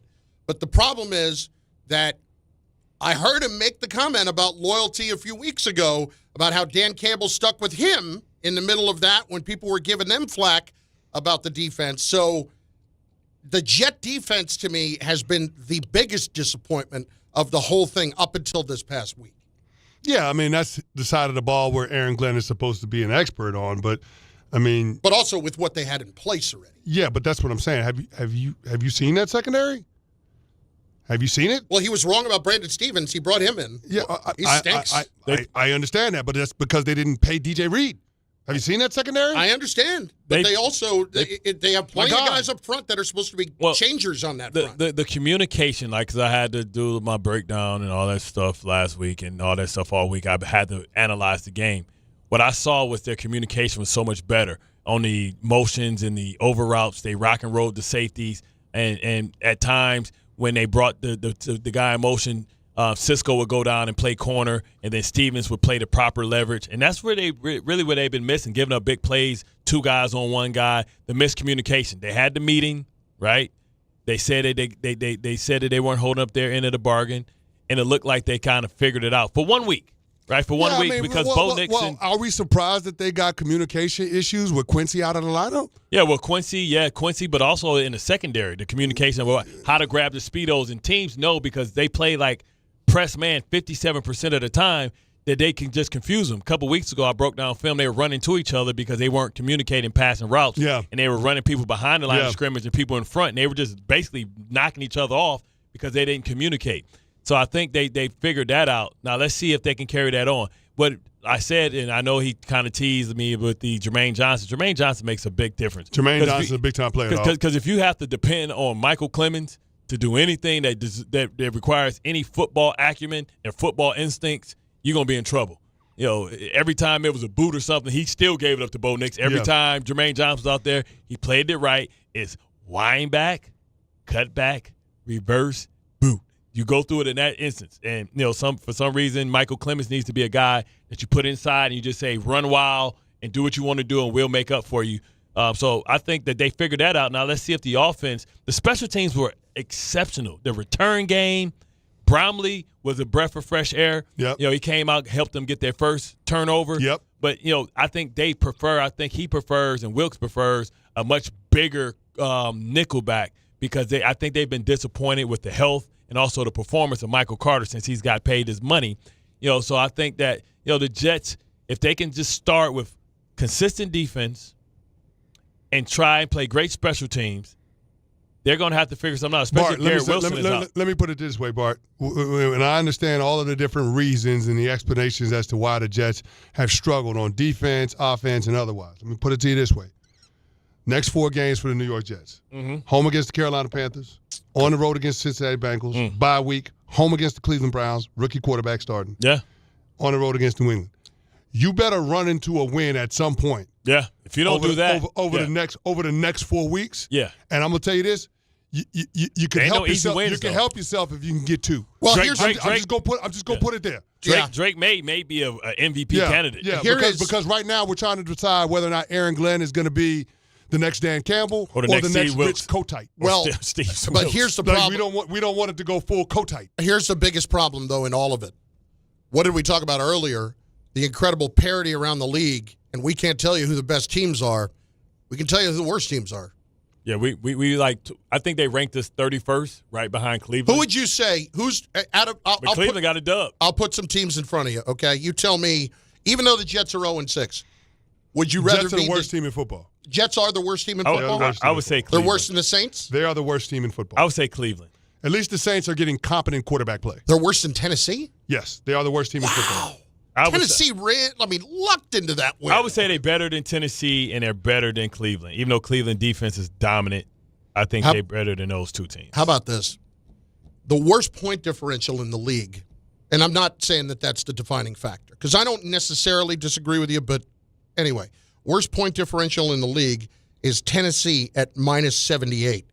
You know who else is -78? The Bengals at 3-4. That's unbelievable. Yeah, but that's because Brownie had 2 of the worst, 4 of the worst weeks, or 3.5 of the worst weeks. I mean, I'm nervous now because Joe Flacco proved that, listen, he can get rid of that ball and he can still throw it at a high level, and those receivers are a mismatch against anybody. All you got to do is put it in the general vicinity of one of them guys, and they're going to make plays. Joe Flacco dropped back to throw the ball 47. Well, he had 47 pass attempts yesterday. Andrew Berry, whatever his name is. Bart, 33 of those pass attempts went to T. Higgins and Jamar Chase. He had a 110 passer rating, 257 yards, 22 completions, and 2 tutties. Yeah, Joe Flacco ain't no fool. He didn't get touched. Just throw the ball to number 1 and number 5, and good things happen. You know the most embarrassing thing about that with the Steelers? Is that they built that secondary to stop those 2 receivers. Yeah. I could have told you Jalen Ramsey was cooked. I knew that already. I thought they were going to use him as Charles Woodson, as a safety or somebody over tight ends. He don't have the foot speed to keep up with these guys anymore. Who does? Those two dudes. I mean, who does? The Ravens built their secondary hoping that they can stop Cincinnati. They ain't going to work against them either. That's the fools, Aaron. That's a fool's They errand. like, hey man, we got Malachi. What's the safety isn't a good guy. Malachi Moore. Yeah, No. Starks. Starks. Yeah. Starks hasn't panned out. Zaire Alexander sings barbecue chicken. Yeah. You know what I mean? So like within that division, man. But here's the thing, hot. Bart. Just to bring it back home, the New York Jets are one of the 2 worst teams in football. Definitively. Yeah. It's between y'all and the Tennessee Titans. I'm just hoping the Giants come back to it so you can feel my Oh, hurt. no, that ship is sailed, bro. Don't even put that on us. Don't put that evil on us. Philly going to come back for revenge. Okay. Canty with us in studio. 1 or 2 last ones here. Number 1, you said Tampa Bay earlier. Yeah. Detroit. Well, could be right there in with the them. NFC. Yeah, Detroit. If you're looking in the AFC, even though they're 5-1, what chance do you give the Colts? I think the Colts should be viewed as the favorite to grab the number 1 seed in the conference. Do you think they'll go to the Super Bowl off that? Well, if they're hosting a home playoff game and said playoff game is in the divisional round, which means you're one of 8 teams that can get to the big game, why not? Okay. Well, you're a I Daniel understand. Jones guy? People's trepidation on the Colts is because of the last name on the back of the jersey of the quarterback. And I understand it. The way that things ended for Daniel Jones with the New York Giants, it didn't go well. Chris, I did one of their games early in the year. That's not the Daniel Jones that played here. That's my point. That's the Daniel Jones. That's the Daniel Jones I've always seen. Though. And that's the Daniel Jones that Saquon Barkley has sworn up and down is a good quarterback in this league. Yes. Saquon has always backed Daniel Jones and said that this dude can play. The Giants have ruined a lot of people. Xavier McKinney left. Became instantly one of the best safeties in football. If you're the Giants brass, if you're the Mara and the Tisch family, doesn't that have to make you feel some type of way? Even all of these other guys go other places and they can still play. Why couldn't they be that here? But that's why That's why I look at when I bring up the idea of why should Dart be able to save their jobs. I look at where the other guys have gone, and you can complain about, well, Joe Schoen never got to draft his own guy. More importantly, he made the decision to pay Daniel Jones. And he laughed about paying Saquon Barkley. Yeah. What's the identity of our team going to be? A running back making $12 million a year? Yeah, ask Atlanta that actually worked out for the Eagles last year. They don't got to ask Atlanta. They saw it with the Eagles last year. He rushed for 2,000 yards. Yeah. Ask Baltimore. So, have you watched the Saquon doc yet or not? No, I haven't gotten into it. It's a whole doc? Yeah, well, it's from like when he came into the league until now, yeah. I don't know how long it is. He been having somebody follow him for that long? Yeah. Or he just put some stuff together? No. It's been a documentary they've been putting together for a long time. 8-year documentary? No, I think the majority of it is based on right after he got hurt in Chicago with the tearing of the ACL. Okay. And then up until it's literally been years, though. Yeah. Wow. Yeah. It's supposed to be all right. I hope it's a good movie. We're getting closer here. Yeah, because he's got a horror picture down there in Philly right now. Is it on Tubi? Why are you gonna do that, man, like that? Why are you gonna try to fade him like that, man? I think it's on Amazon Prime. Because Warner Brothers brought my life story and they ain't never put nothing out. You salty about it? Yeah. A little bit. Okay. Damn Blindside through my story. Did the check cash? That sounds like a BET Plus special. No. The check $300,000. Yeah, it cash. 300. Yeah. Okay. Then you got the money. But I might have to come out with a series. Everybody hates Bart. You're inching closer here. We're 2.5 months away. Just where are you here mentally with this whole fatherhood thing? We've got all of the big ticket things that we needed to get. We got the rocker or the glider, whatever you want to call it. Mm-hmm. We've got the bassinet. We've got the crib. We've got the strollers, the travel stroller and the regular stroller. We've got the car seat. Yep. We got. I just pictured you at TSA. We got about 3 months worth of Pampers. Got to have a bunch of bibs. We got the diaper genie. We got the bibs. We got the onesies. Still gonna smell like poop. Y'all need to get the. We got the butt paste stuff that you got to use for the Pampers. You know, we got the majority of the things that we need. Yeah, exactly. We got the majority of the things that we need. We got the little thing that you use to wash them in the bathtub. That's not what I asked. What do you mean? I want to know about your mental state. I'm a train wreck. Big fella. The more I learn, the more I realize that I don't know. Yeah. And with most things in life, like you got to get a license to do it. They just let me and my wife get pregnant and get ready to have a child. Yeah, no, they let anybody do that. Yeah, like they just like, you know, in order to drive a car, you got to get a license, right? Like you got most of the time you got to be qualified to do something. Nobody checked my qualifications to be a dad. Well, you got any nieces? So I'm nervous as hell. You got any nieces and nephews? I got 2 nephews. Well, so you've been in training? No, I haven't. I ain't changed the diaper. No. Not one. Best thing about being an uncle, you're in and out of there. You get to be, Chris gets to be the jungle gym for a couple hours, and then I ain't got to worry about bath time. I ain't got to put them down for bed. I ain't got to feed them. You ain't never did nothing? None of them things. I don't hold other people's kids, bro. Why don't you go rent a kid for a couple of weeks? Listen, if I ain't make them, I'm not going to break them. But go rent. My biggest fear is that I'm going to drop my kid on his head. I'm terrified of that. Nah. And they bounce back, too. I got dropped on my head plenty of times. Well, that explains a lot. Just saying. They bounce back. It builds character. Do they, though? I mean, if you're the example for that, do they bounce back? Yeah, and I got my head close in the door one time. Wooden door. Like, we weren't supposed to be outside. You know, back in the day, your mom said, stay in the house till we get home, till I get home. And we were outside, and then we saw my mom. We could see my mom coming up from the end of the block. We live on the other end. So we run back, and then – And like right before she's about to pull up, they're like, "Oh, here she come!" And I put my head out the door, and they was closing it to close it so she wouldn't see that we were outside. Smashed my head right there. Wow. Yeah, both sides. My dad once there was so much that I didn't know about you, but that explains a lot. My dad once rolled up the window on me when I had my head out the window in the back seat of the car. I still can't prove it, but I think he did it on purpose. Did you break the window? No. With that head? Almost broke my neck. No, it got his neck. No, that was back when I had a neck. We'll talk to you next week, brother. Absolutely, man. Thank you guys for having me. Chris Canty, 11:27. It's Bart and Carlin, ESPN New York. Go rent some babies. John Ryan. Yeah, Dad. I think I came up with a killer slogan for our law firm. D'Agostino and Associates, bite back. Bite back? Yeah. When someone hurts you, you bite back. We'll be the law firm that bites back. Dad, that's brilliant. Accident victims, call D'Agostino and Associates and bite back. Hey, we could even put a big vicious dog on billboards everywhere. Yeah, and Rottweilers on buses. Hey, how about a toll-free number? What are you thinking? You know, like 1-800-BITE-BACK.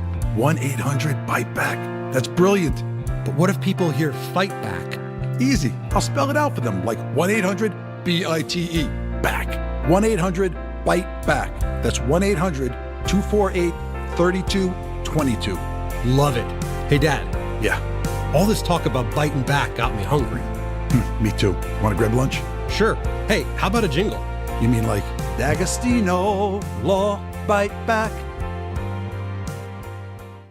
Did you know women account for 2/3 of all Americans living with Alzheimer's and 2/3 of all Alzheimer's family caregivers? Join the Alzheimer's Foundation of America at its Women Empowerment Forum on November 5th in Amityville to learn practical ways women can reduce their risk for Alzheimer's and enhance quality of life for themselves and their loved ones living with Alzheimer's. For more information or to register, visit alzfdn.org or call 866-232-8484.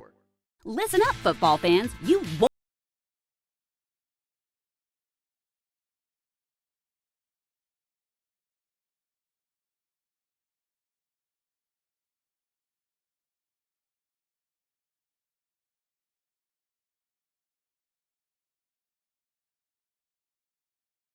At Bet365. Gambling problem? Call 1-800-GAMBLER. 21 plus only. Must be physically located in New Jersey. T&Cs apply. In-app only. You know so much about who you are. But do you know what makes your body your body? With over 100 lab tests and insights, Function can help you know the truth. Because you know you're made of grit, wit, and a good heart. But just how healthy is that heart? You know you're made up of all the places you've called home. You know you're made of your mom's sarcasm. And now you can find out if you have her thyroid too. You know you're made of college all-nighters and 30s early-nighters, but those still don't explain your sleep issues. You know that you're made up of good meals with even better conversation. But are you actually absorbing those nutrients? A Function membership gives you a comprehensive health check with results tracked over time. Find out what you're made of at functionhealth.com.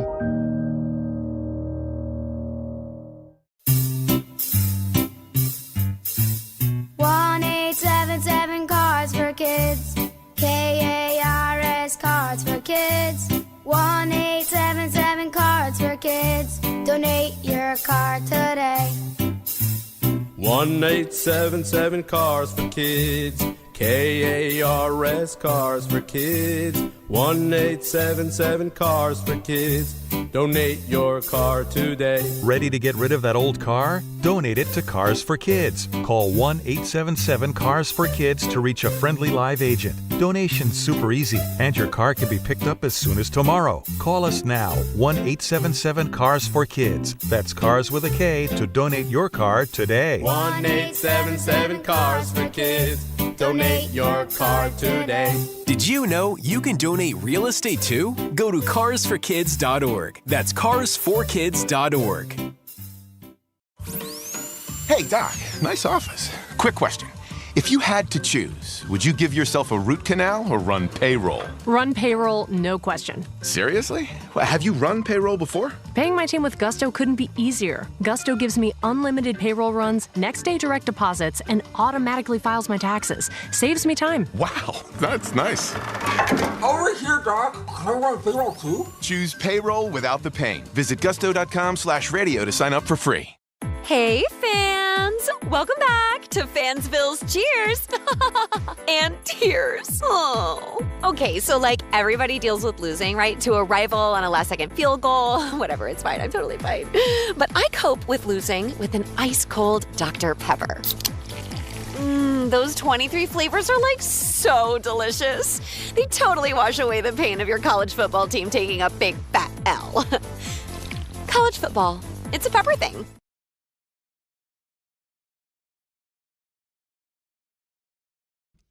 Audio files in moments. Bart and Carlin, ESPN, New York. Also, you want me to tell them about Sandwell?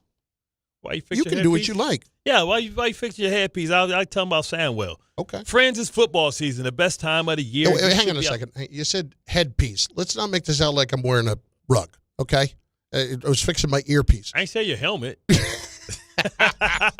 Go ahead. Friends, it's football season, the best time of the year. You should be out here tailgating, cheering on your team, and enjoying every Sunday. But if you're dealing with neck pain, back pain, sciatica, or nerve pain, even getting off the couch can feel like a challenge. You don't even have to live like that anymore. There's help. Dr. Jay Shaw at Sandwell Pain is New Jersey's top pain specialist. He's Ivy League trained, double board certified, and dedicated to helping you get back in the game. Here's what makes the difference. No surgery, no scars, no long recovery, no pain medication. Just precise, non-surgical image-guided procedures that delivers real results. Dr. Shaw treats neck, back, joint pain and migraines, nerve pain and sciatica. And with a plan that is customized for you, same-day or next-day appointments are available. And with offices in Woodbridge, Livingston, and Inglewood, relief is always close.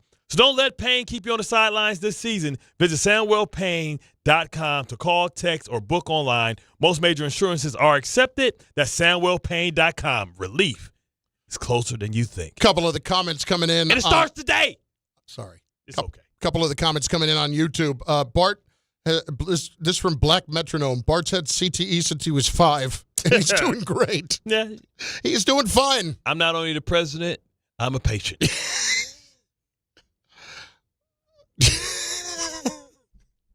Listen, it builds character. It's a callus around my skull. I was the last of 6. By that point, it's just like whatever. It was no baby. I'm not baby-proofing the house twice, especially when they had older kids for all that time. They're like, yes. Listen, if he sticks the fork in his socket, he'll learn. And they did look at my head and say, he ain't gonna hurt himself. It's fine. He's good. It'll be absolutely fine. Audio files. Let's go. Okay. Time's still reeling, man. I'm telling you, he's hurt inside. I know pain when I see it. Well, what I was doing was I was saving a cut on the page. So Sorry. No, that's okay. That wasn't you. That was all me. I should have done that earlier. Bart, welcome back officially, I guess. Yo, well, it's great to see you, Tom. Oh, it's great to see you, With a smile on your face, feeling good. You finally accepted it, right? The first thing is acceptance and then grief and all that stuff. You went through the 7 The 5 stages of grief? the 5 stages of grief, yeah. Yeah, I go through the 5 stages pretty quickly. And especially when it's the same thing over and over and over again with the New York Yankees. Through it in about 4 minutes. Yeah, exactly. All right, what do we got? All right, I am going to start with football, though, since we just talked about that, and we're going to start with the New York Giants because a lot of rumors have been going around the world of the New York Giants, about the possibilities of them making a trade for a wide receiver at the trade deadline because, hey, now you got the quarterback. Now maybe you should invest in some weapons around him. Jordan Renan was asked on DPH on Rothenberg this morning if the Giants will make a trade.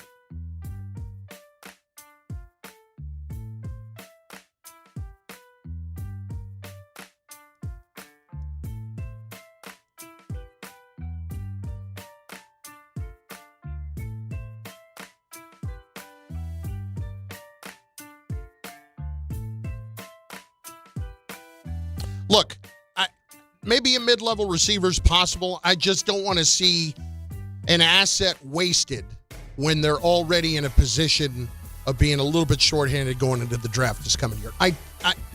It's ultimately what we were talking about earlier. I don't want the guy now making trades to try to save his job when he may not be making the picks in the future. I don't want to shorthand the guy in the future who I want to try to give him the best chance I can to be successful if I am making a change.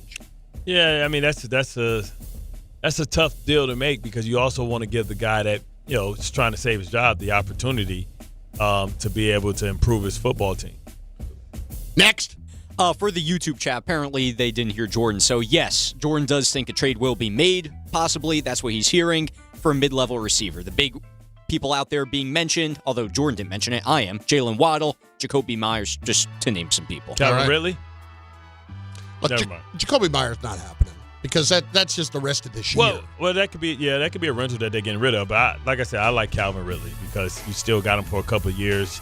He's been through a lot. He's still a good route runner. A couple of years ago when he was in Jacksonville, he proved that he still had all the chops and the juice to be a top end receiver. Anytime you come in and they get rid of Julio Jones because they believe in you, you've obviously got some ability. All right, so I saw this one on the page, and it instantly struck my attention this morning. Cam Scattaboo, Jaxson Dart, they have like a nice connection. They're good friends, and they headbutt, apparently.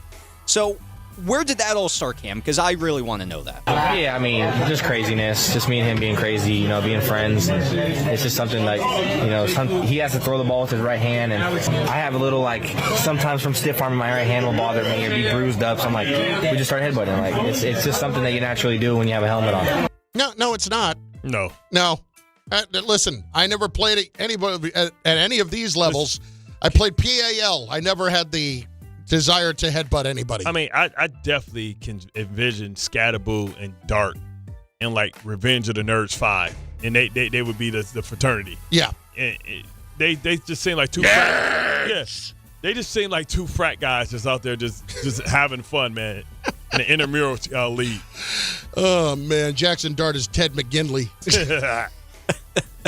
Love it. Oh, boy. And speaking of Jaxson Dart, if you didn't hear it earlier when we had Canty on, Jonathan Cooper of the Denver Broncos, well, let's just say he knows about Jaxson Dart, and sounds like the league is starting to know about him, too. Yeah, I mean, he's a young guy. He's, feeling himself a little bit. He's out there running around. He's got the chain on. He's dancing. I feel like everybody needs something, But we've went against QBs who have ran around in the pocket and have tried to do stuff with their legs. So ain't nothing we haven't seen. Let me ask you something. Are they already accepting of the personal foul penalty this weekend? Denver? They are, all right, we'll take a flag. We're going to get one in on them. Sometimes it's worth the cost of business. You know what I'm saying? Send a message. That's what I'm asking. Yeah. I mean, it depends on the territory, how deep you are. You don't want to do nothing where it can put points on the board. But you definitely going to go ahead when you get them. Let them know that this going to hurt a little bit. This is different. And now we go to the other team in New York. That happens to be the New York Jets. Yeah. Take a deep breath. I know. Sigh. It's not good. Okay. All right. Well, we had Jordan Renan on. Let me gird up my loins.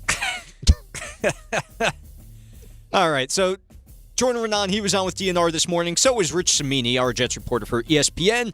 He was asked if Justin Fields is in any sort of danger of losing his job soon. Well, for last week, I don't even think he basically said it was not a consideration during the game. I don't know why. I think a spark would have helped him there. I mean, if you're going to play that kind of offense, which is just a straight drop-back offense, they haven't even been using Justin Fields outside the pocket that much in the last couple of games. So if you're going to play a straight drop-back offense, you might as well put Tyrod Taylor in. He runs that kind of offense better than Fields. It wasn't a thought. He said he doesn't want to create a scenario where Fields is always looking over his shoulder. I don't agree with that take. I mean, these are NFL players. I mean, basically, you're always looking over your shoulder in the NFL. You know, that job security is not a big thing in the NFL. Could we see it this week? Hey, look, if he has a first half like he did in Denver, I think everything is on the table. It should be. I don't understand at year 4. It's one thing if you want to say that about a quarterback who is in year 1 and you don't want him looking over their shoulder. You want him to go out there and just, try to make plays and all that. We're in year 4 here, and you're 0-6, and you've got the rest of this team that you have to answer to as well. And if you go out there and you have another half like that, how do you even remotely justify playing him beyond that? You can't. Because you're going to lose your locker room eventually if they know that Tyrod gives you a better chance to win. They have to make sure that they say, listen, we're still competitively trying to win. Like, we're not playing for draft position or anything like that. We're actively being aggressive and thinking that, hey, man, let's just take one game at a time. And you can't be worried about nobody's feelings. At this point, like, you're hurting Garrett Wilson feelings, Breece Hall feelings. If this guy's not giving you the best chance to win, Tyrod Taylor gets to go in there. And I think they're a game or two from kind of making it permanent. Like, we'll give him 2 more games. Because you hear Aaron Glenn, this is the first time he's truly had a bad game. No, it's not. Come on. We've seen a lot of garbage yards and a lot of times, stat padding. So I know that we want to protect him, but it's a little bit much when we're talking about to this degree. You're a professional at some point, and you have to play better. Correct. Next. I got one more for you, and this one might sting a little for Chris Carlin because I'm going to reminisce on last night a little bit more, because I can see Chris's face right now. Mm-hmm. Aaron Rodgers, Chris's favorite quarterback that he fell in love with for 5 minutes. It was like a Vegas wedding that he and Aaron Rodgers had. Chris started to fall in love with him, got on the train, and then it ended in they speed dated. Exactly, and it ended up in a quick divorce after last night's game, unfortunately.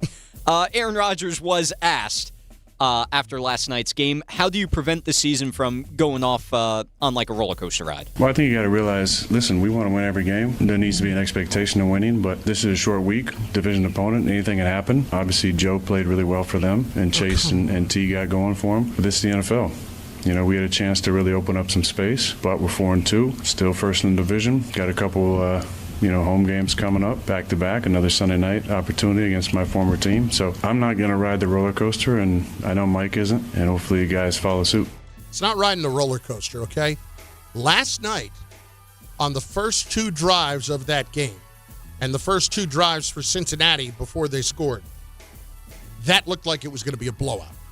That looked like Pittsburgh was going to win that game 34-0. Mm-hmm. And then all of a sudden, they're going down the field on you without blinking. Now, we can talk about Rodgers all you want, okay? He obviously has been an upgrade for them at quarterback this year, and I wanted them to keep him here. I wanted the Jets to keep him here for this season. The problem is when you are allowing 10 yards a carry to whoever it was last night. Who was it who was running for the Bengals? Brown. Hey, Chase Brown, and I know he's a good player, but 10 yards a carry was like 11 carries for 106 yards. Correct. What the hell are we doing? I mean, you cannot stop anybody. They were so spooked. 15 catches. Jamar Chase is Jamar Chase. 15 catches? Come on. I mean, listen, Baltimore knows him well because he put up 227 on Baltimore a couple times. And Jalen Ramsey on him quite a bit. Smoked like a sturgeon. And then it was like, big play Slay. Like, listen, this would have been given up a big play. These would have been great matchups 5 years ago. Like when Jamar Chase was in high school. Like at this point, these are listen. The Steelers are trying to win with the oldest roster in football. I mean, Cam Hayward is like that never works. 36. I'm surprised ain't nobody went on IL or some short-term IL just from old age and Ben Gay problems. But that never works. Yeah. The oldest roster thing never works because you might get off to a good start. You watch.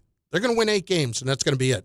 Jalen Ramsey's feet going to start hurting. It's Bart and Carlin on ESPN New York and on the ESPN New York app. If you are not following us on the social channels, so that's on YouTube. If that's on you should be following us on YouTube, on ESPN New York's YouTube page where you can watch the show all day. And you can also catch it, on our podcast, wherever you get your podcasts. If I could spit this out on Spotify, on, wherever you want. All that stuff. Apple Music. Everywhere. Everywhere you get it. Everywhere in the world, Craig. Everywhere. And also, at Bart and Carlin on Instagram. That too. Time is brought to you by Tullamore Dew Irish Whiskey, because when it's game time, it's Tully time, 6 p.m. ALCS Game 5 in Seattle. Mariners hosting the Blue Jays. NLCS Game 4 L.A. It's over. Dodgers hosting the Brewers.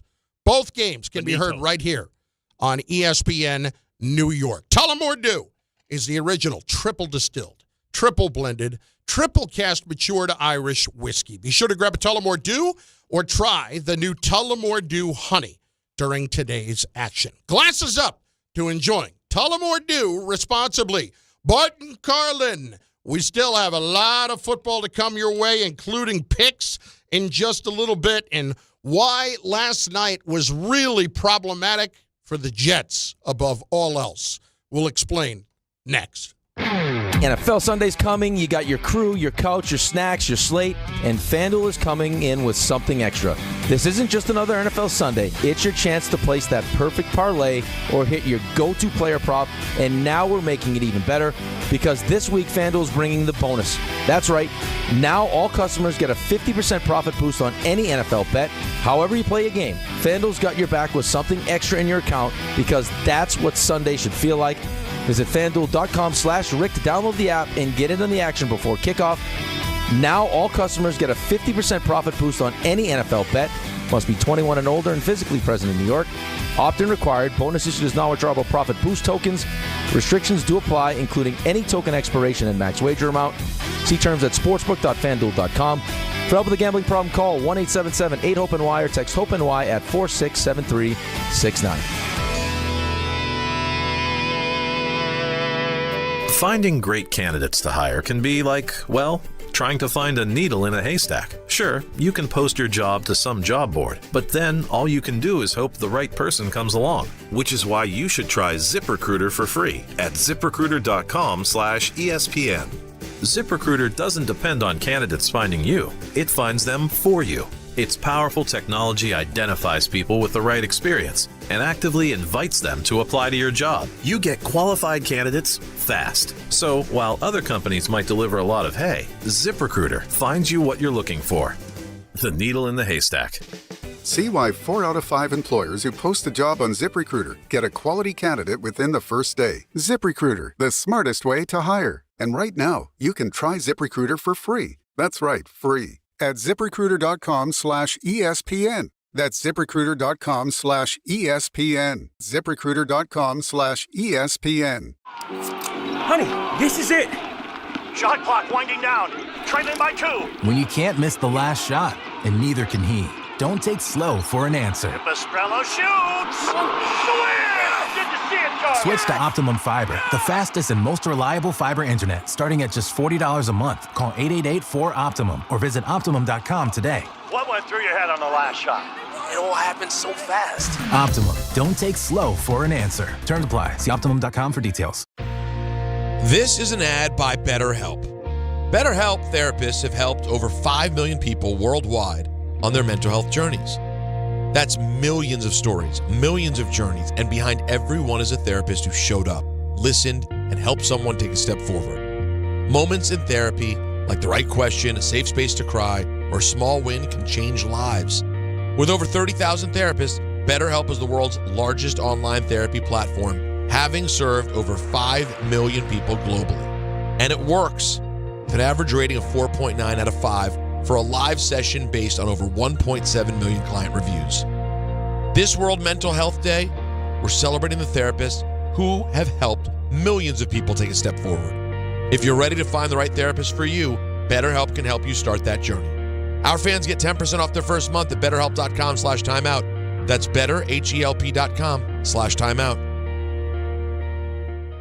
Actual price will depend on product and subscription plan. Featured products are compounded drug products, which the FDA does not approve or verify for safety, effectiveness, or quality. Prescription products require an online consultation with a healthcare provider who will determine if appropriate. See website for details, restrictions, and important safety information. Want a boost in and out of the bedroom? Hims has you covered. Introducing a new 2-in-1 approach to level up your game. Tadalafil for better bedroom performance and zinc for testosterone support. Put it all together and you've got what you need to turn things all the way up. Getting started is simple. Just go to hims.com/joy to start your free online visit. Through Hims, you can access ED treatments including pills, chews, and more. 100% online. No office visits, no pharmacy lines. Just fill out a simple intake form and a licensed medical provider will determine if treatment's right for you. If prescribed, it ships free and discreetly to your door. Find affordable treatment options at up to 95% less than brand names at hims.com/joy. That's hims.com/joy, hims.com/joy. Knicks fans, opening night is about to pass away. Join ESPN New York's Don, Hahn, and Rosenberg live from 3 to 6:30 p.m. from Stout on West 33rd between 6th and 7th. Steps from the Garden. Get ready for the start of Knicks basketball. Runs it off the dribble. He got it and one. Special guests include Monica McNutt, Pat O'Keefe, and more. We'll see you at Stout on West 33rd. Don, Hahn, and Rosenberg live from the Knicks home opener. Don't just listen, don't just watch. Be there.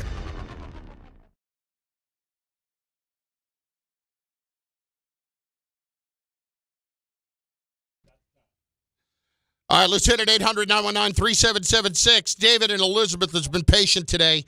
He's up on ESPN New York. What's up, Dave? What up, fellas? How you guys doing today? Good. How you doing? Yeah, I'm all right. So basically what I'm trying to look for from these guys is for them to get it together. Like, this weekend, I don't know if we could pull out a win or not, but just be competitive. Just do the right things. Just, be on your assignment. Do your job. That's just basically it. Like, it looks like the defense, I'm not going to say they got it together, but they played an okay game against the Broncos, but I don't know. Are you ready? Damn, the bar is low. Are you ready to say that the defense has gotten it together? Bart. I believe the communication stuff has worked out now. That always can be changed by the game plan of the team that you're playing for the week and what they have. Now, they got McMillan, they got Downs, Rico. Well, Rico Suave is what I call him. You know what I mean? He's been running the ball very well. But I tell you what, the young rookie last week from Miami played at a very, very high level. So he's starting to get more comfortable. He could be maybe one of these diamonds in the rough. But, anytime we can get, Jermaine Johnson out there setting the edge, he'll only going to get stronger. His reps are only going to go up more. I think he may not be the best player. I mean, he's one of the best, but he's the most important because he creates balance. Definitely. Hey, I just want to say this real quick. Look, not for nothing. In my opinion, I think Tanner Armstrong is doing a pretty decent job. This guy just keeps burping the baby too much, and you can't see that he's calling decent plays. But if they were to play in Justin Fields' strengths, he should be able to have a decent game. Like, I don't know why he can't replicate what he did in week 1. Like, that's scratching my head. Like, you did that one week, and every other week you've been doing garbage. You want to know why? Because everybody else is not so bullheaded like the Steelers are to play man-to-man every time. That's like the dumbest thing to play against Justin Fields because you have nobody for the quarterback. And if you put one person for the quarterback, that's not enough. So you notice that Steelers got taken advantage of by Joe Flacco in a totally different way. And we talked about, like, why would you play 75% of your snaps in cover one when Flacco is you can't keep up with the receivers. So we just saw the same thing. The Steelers are going to be bullheaded and stubborn. So that's why he looks so good. Joe's and Elizabeth next. ESPN New York. Joe, what's going on? Hey, guys. Thanks for taking my call once again. I just want to get your thoughts again on both the Jets and the Giants. So I already know your mentality regarding it, and a lot of other experts are saying that the Giants shouldn't go out to get a receiver, possibly hemorrhaging themselves in the future. So, I mean, they brought little Jordan Humphrey from the practice squad. He looked really good last Thursday against the Eagles. So how do you feel about Juice Wells? Because I know they signed him back to the practice squad, and he has a report with Jaxson Dart from OPS. Yeah, I mean, listen, I'm not expecting when we're talking about practice squad guys, I'm not expecting him to come in if they actually do elevate him with where they are at receiver to make a big impact right away. I'm not. It's a guy off the practice squad that I'm trying to fill a roster spot with and trying to hope that he can play special teams. Right, and you can hope that he can develop and be ready in a couple of weeks. Not too many people get signed from away and come in and eat up a roster spot because you got to get back acclimated with, the plays, the verbiage, and all that type of stuff. I can't see that either. Usually nobody comes in. Like Leonard Taylor got picked up by the Patriots. You know what I mean? Yeah. And, I don't expect him to play for a while either. You just kind of get them ready and see what they can do. Lil Jordan Humphrey has been in the league for a long time. Yeah. I mean, it's at least 5-6 years now at this point. It's Bart and Carlin, ESPN New York, coming up on noon. D'Agostino, law, bite back. I'm injury attorney John Ryan D'Agostino, nicknamed The Closer, continuing D'Agostino and Associates' legacy of helping the injured for over 35 years. My father, John D'Agostino, built this injury firm to help accident victims. This is John D'Agostino, and this is a family firm. For us, it's about doing what's right and making sure somebody pays for your pain. Call us first at 1-800-BITE-BACK. That's 1-800-BITE-BACK. They call me The Closer because big or small, in court or out, I'm fighting to get the job done, to win, to get you every dollar you deserve. D'Agostino and Associates has offices throughout New York and New Jersey and will come to you. I've been there and I'll be there for you. Call us first at 1-800-BITE-BACK. 1-800-BITE-BACK. That's 1-800-248-3222. Did you know women account for 2/3 of all Americans living with Alzheimer's and 2/3 of all Alzheimer's family caregivers? Join the Alzheimer's Foundation of America at its Women Empowerment Forum on November 5th in Amityville to learn practical ways women can reduce their risk for Alzheimer's and enhance quality of life for themselves and their loved ones living with Alzheimer's. For more information or to register, visit alzfdn.org or call 866-232-8484. Listen up, New York. It's football season, and you should be out there enjoying every play, every tailgate, every moment. But if you're dealing with neck pain, back pain, joint pain, or sciatica, even getting off the couch can feel like a challenge. That's where Dr. Jay Shaw at Sandwell Pain comes in. He's one of New Jersey's top pain specialists, Ivy League trained, double board certified, and dedicated to getting you back in the game. Here's the difference. No surgery, no scars, no long recovery, no pain medication. Just precise, non-surgical, image-guided procedures that get real results. Dr. Shaw treats everything from neck pain, back pain, migraines, nerve pain, and chronic joint pain. And he builds a custom game plan that's right for you. Same day or next day appointments are available with offices in Woodbridge, Livingston, and Inglewood. And yes, most major insurances are accepted. So don't let pain keep you on the sidelines this season. Go to SandwellPain.com to call, text, or book online. Relief is closer than you think, and it starts today. Score or win this game day with Amazon Pickup, the MVP of package pickup. Need that new football jersey for the big matchup? With Amazon Pickup, you can collect your order from secure Amazon lockers or counters near you on your schedule. Whether you're running from work or home or straight to the tailgate, Amazon Pickup makes it easy and worry-free at no extra cost. Don't miss kickoff. Grab your gear and your packages when it works for you. Find your nearest Amazon Pickup location at amazon.com/pickupmvp. That's amazon.com/pickupmvp. Out here, days are getting a little cooler, and mornings are starting with a few more layers. It's the season for more time at the grill, more feed for your animals. Heaters burn late into the night, and the woods start calling your name. We appreciate hard-working hands, shared moments, and love for our land. That's why season after season, we're here for your life out here. Tractor Supply. On eBay, every find has a story. Like if you're looking for a vintage band tee, not just any tee, the band tee. You wore it everywhere until your best friend stole it. Now you're on eBay, and there it is. Same tee from the same tour. The things you love have a way of finding their way back to you, especially on eBay. Where else can you find that mint trading card you searched everywhere for, or your first car, the one you wish you never sold? It has to be eBay. Shop eBay for millions of finds, each with a story. eBay, things people love. 880 ESPN, WHSQ, and WCBS-FM HD2, New York. A Good Karma Brands radio station.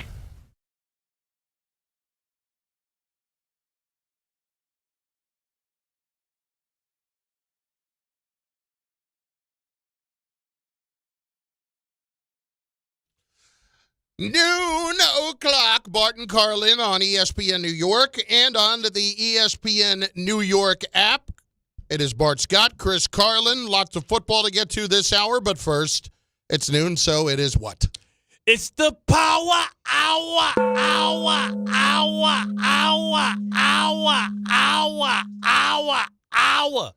Presented by nobody.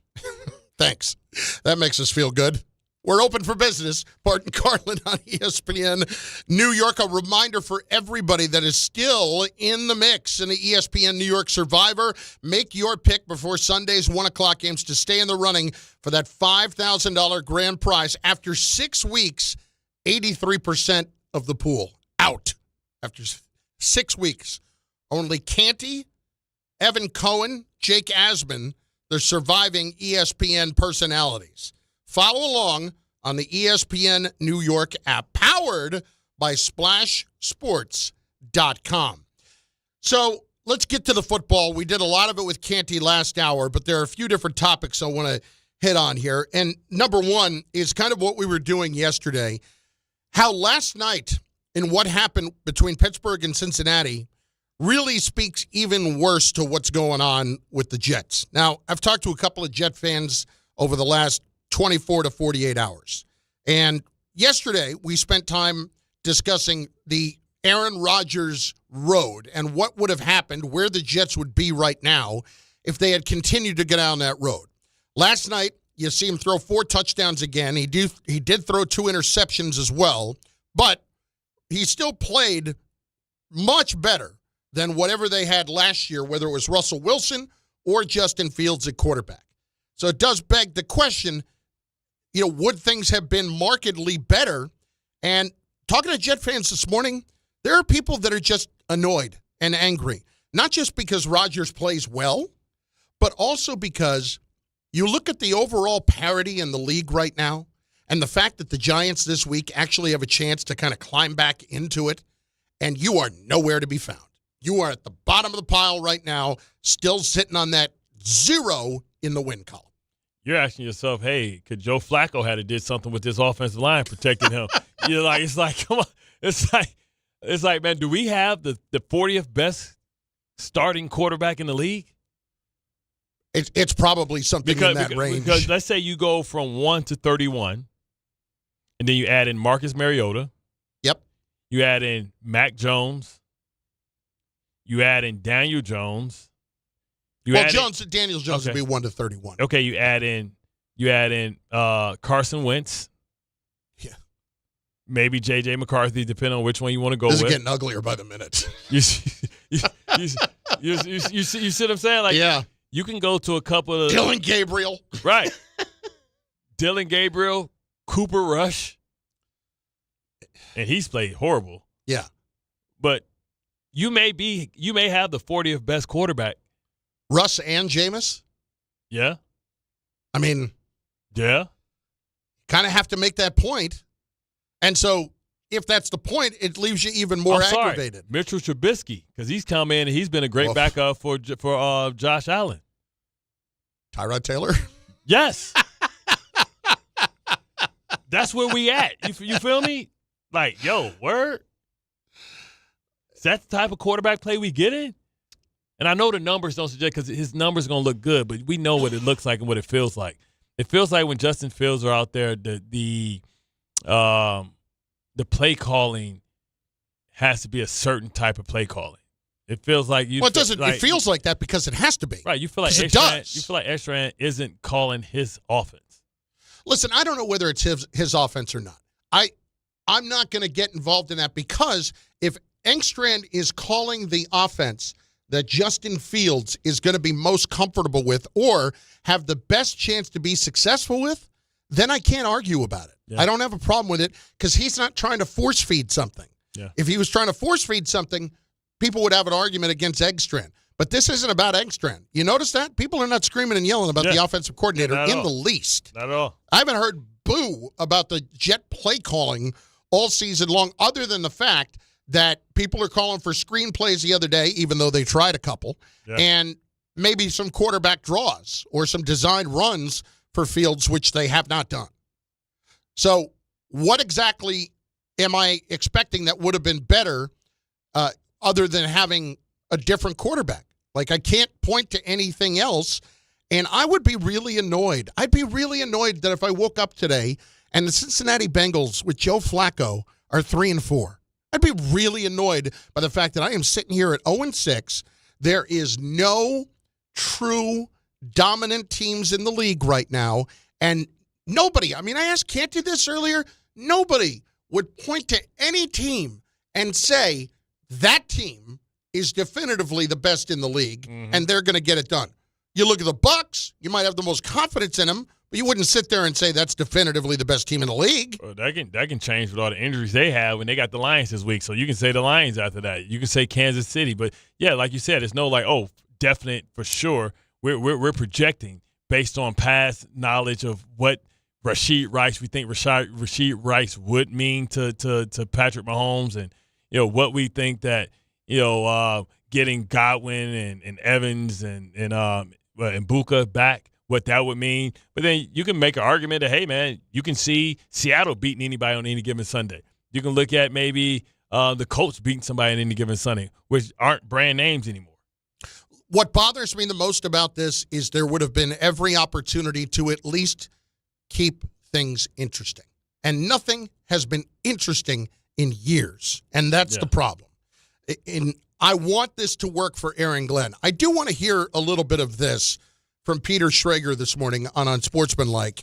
You were also with him over on Get Up. Yep. Here is Schrager talking about the Jets' situation and job security. I believe they hired Aaron Glenn with a long-term plan. The fact that even the messaging coming out of camp was, look at what Detroit did. They started off slow and they turned it around when they hired Dan Campbell, and that's where we all come from, Glenn and Erkstrand and all those guys who came in from Detroit. Trust me, they don't want to fire him after 1 year, and I think a lot of people in that building would feel much better if we can get a couple W's here for the Jets before Thanksgiving. Now, look, two things. Number one, that was not out of camp that we were talking about the slow burn and the Lions and 0-10 or whatever. We were not talking about that out of camp.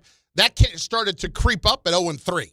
That's when that started to come around, because that was never the discussion. Yeah. Never. That was starting to put excuses in place. And then you had us sitting up here trying to figure out what was the Jets' longest start, or what's the farthest we ever went. Like, whenever you at that point, and we ain't even went trick-or-treating yet, man, that's a problem. Yeah. And Aaron Glenn is going to start feeling that pressure more and more until he gets that victory. And even if you get one, it's like you'll be the first team with one. Will you be the only team stuck with one, or will other teams get two? Yep. I don't expect that Aaron Glenn's getting fired. I don't think it's going to get to the point where the Jets. Steve Wilks can get fired. Oh, absolutely, Steve Wilks can get fired. They'll fire somebody. Somebody going to take that. Has the defense in your mind, with what you said, you talked about having to do the breakdown earlier this week with the Jets digital folks. Yeah. Has the defensive communication, the Jermaine Johnson factor. It's one game. It's one game. Do you feel like it's back, though? It's one game. Who knows if it's back to where Salah was there and they were a very, very top 5 type of defense. I don't think it's there because it's hard to gauge, because the Broncos don't score points. The Broncos are a team that plays great defense, play action pass, run the ball, boots, waggles, throwbacks, play action pass, stuff like that. But they're not a team that's going to really put the stress on a defense to see if they're back. They're not going to have the challenging type of formations and route combinations to challenge that. The Bengals will, especially if they can run the ball like they did against the Steelers. We know that it's going to pose a lot of tough things. We thought that maybe the Steelers going against Brandon Stevens would be something. Well, trust me, nobody knows Brandon Stevens better than T. Higgins and Jamar Chase. So that's going to be like something as well. So I don't know if they're back or if they just went against an opponent that really didn't have a lot to be able to really see if the Jets were back or not. I mean, remember, Denver traveled basically 3 time zones, right? They more than that. Yeah, 3 time zones with Central, Western, Mountain Time. And they're Central, on Mountain Time, East. And then they have to go over the 5 time zones Right. that the Jets do to go to London. Yeah. So 8 altogether. Yeah. So, I mean, and they looked at, I remember, after the game talking to Jim Leonard, he's like, we just had, man, we just happy to be out of here because they had been on the East Coast playing Philly the week before. Right. So I don't know if I can say the Jets are back because they shut down that unit. Now, that brings me to the Giants, and I'm glad you helped me make that transition. Very smooth. Oh, yeah. Bart and Carlin Handoff. on ESPN New York. We'll get to calls in a few moments. Lines are open at 800-919-3776 on all of the football, whatever you want. We open it up. You know, the guys in the morning, they do their football frenzy, and that's nice. That's fine. We'll kind of do something similar, only better than they do. 800-919-3776. Denver going back home now. The Giants going out there. This It's not an easy place to play. It is not. That's why this is the most educational game of the year for the Giants. And perhaps, like I heard, again, Schrager overplayed it a little bit when he talked about how excited everybody was in New York about Scatterboo and about Dart. We're excited, but, you know, it's not palpable, you know? So, but that being the case, when you go out to Denver this week, and the Broncos have been as good as they have been defensively, and they have the players that they do. Outside of the 9 sacks, we know what played a role there. The Broncos going home with the Giants coming in. Giants have these 2 wins that are among the best wins in the league so far this year. And now Jaxson Dart gets a chance against a really, really good defense. Bart, I think this is the most educational game that you're going to have regarding the Giants because you get a sense of who they actually are and what Dart could possibly be. Now, I didn't get caught up in Daniel Jones in year 1. He had a 5-touchdown game against Washington. That was great for him. Awesome. It obviously did not mean that he was going to turn into a superstar quarterback right away. I think this week we learned a lot about Dart. I think we learned a lot. Yeah. And it's not even just if he goes and balls out. If he just goes out there and hangs in there and has them in it late because of him, that's going to go a long way with me. Yeah, see how he competes. Like you said, it's not about the result for us. We just want to see what it looks like. And that's really what we're talking about. We want to see what it looks like. And if he comes out and, well, we think that, you know, as I'm looking at highlights of Joe Cool, I can remember him coming in as a rookie and us not putting it all on his plate, but it was just nothing seemed to rattle him. And so far, I mean, you got Jaxson Dart, who's made his debut against a team that people thought was a Super Bowl contender and a Super Bowl front runner, and he got it done. That first drive told me everything I needed to know about Jaxson Dart, that he doesn't panic or he's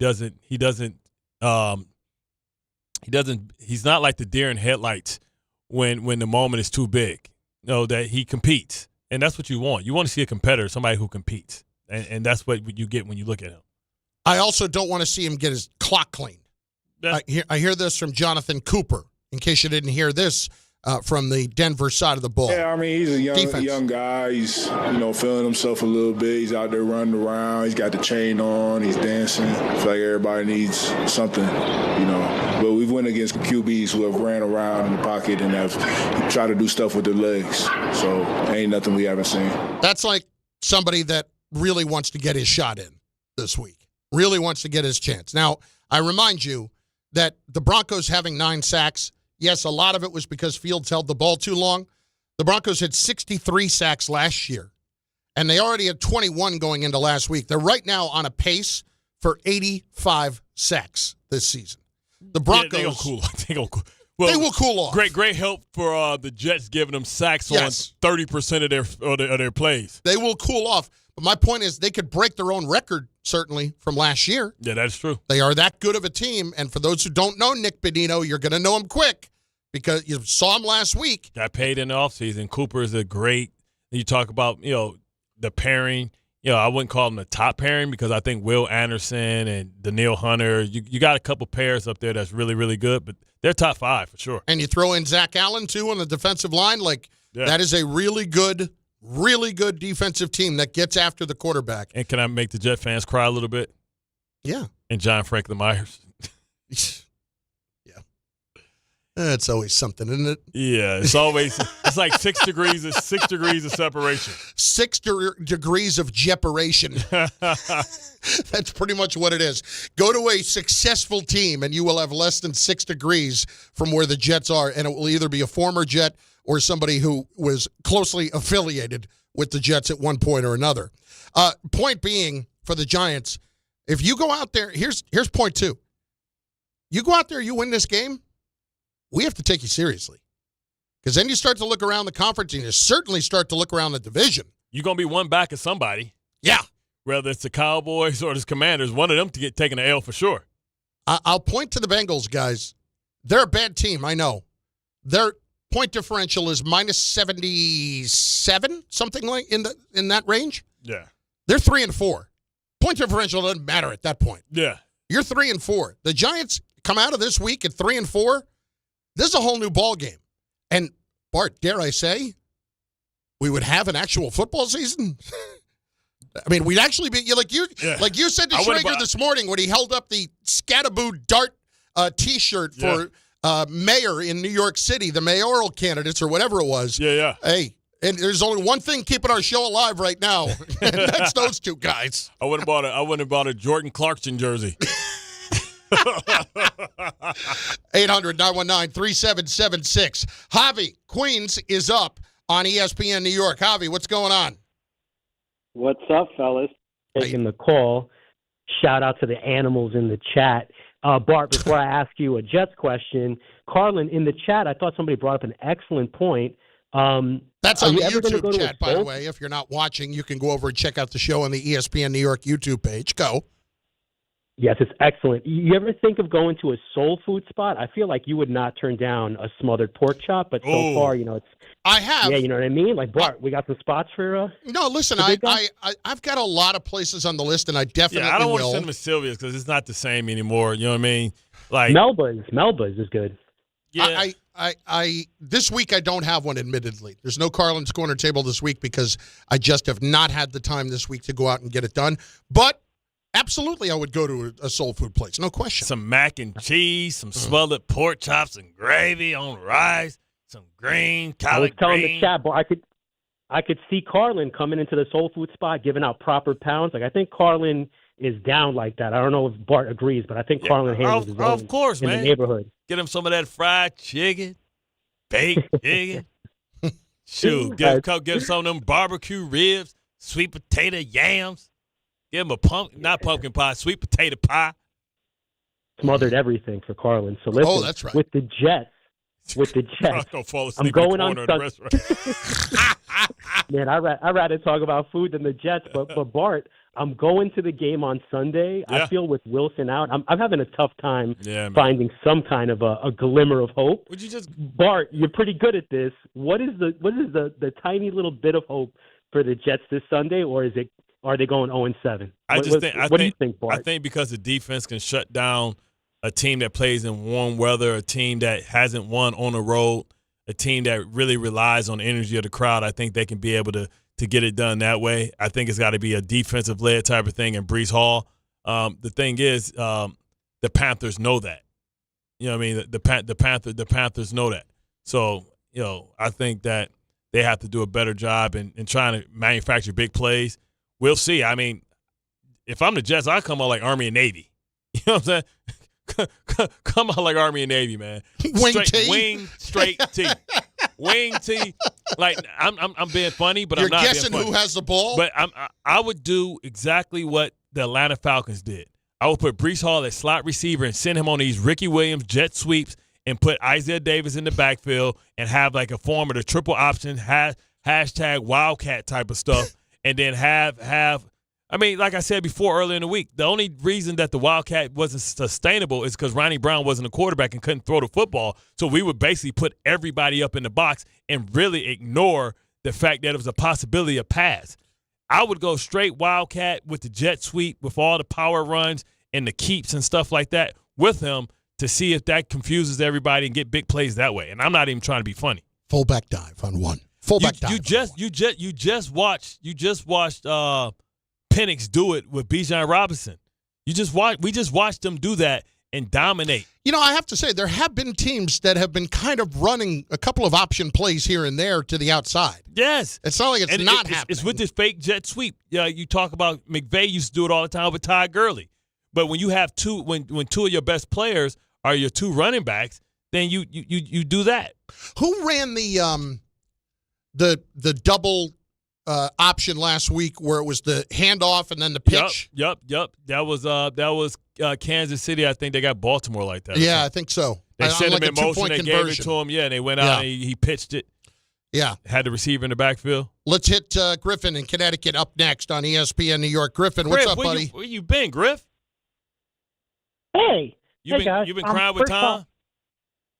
No. Okay. First off, Carlin, I listened to the Michigan and USC game. You did a phenomenal job on the radio calling that game. So I appreciate that, I just wanted Griffin. to give you your flowers on that. Thank you very much. I appreciate that. That was a fun game.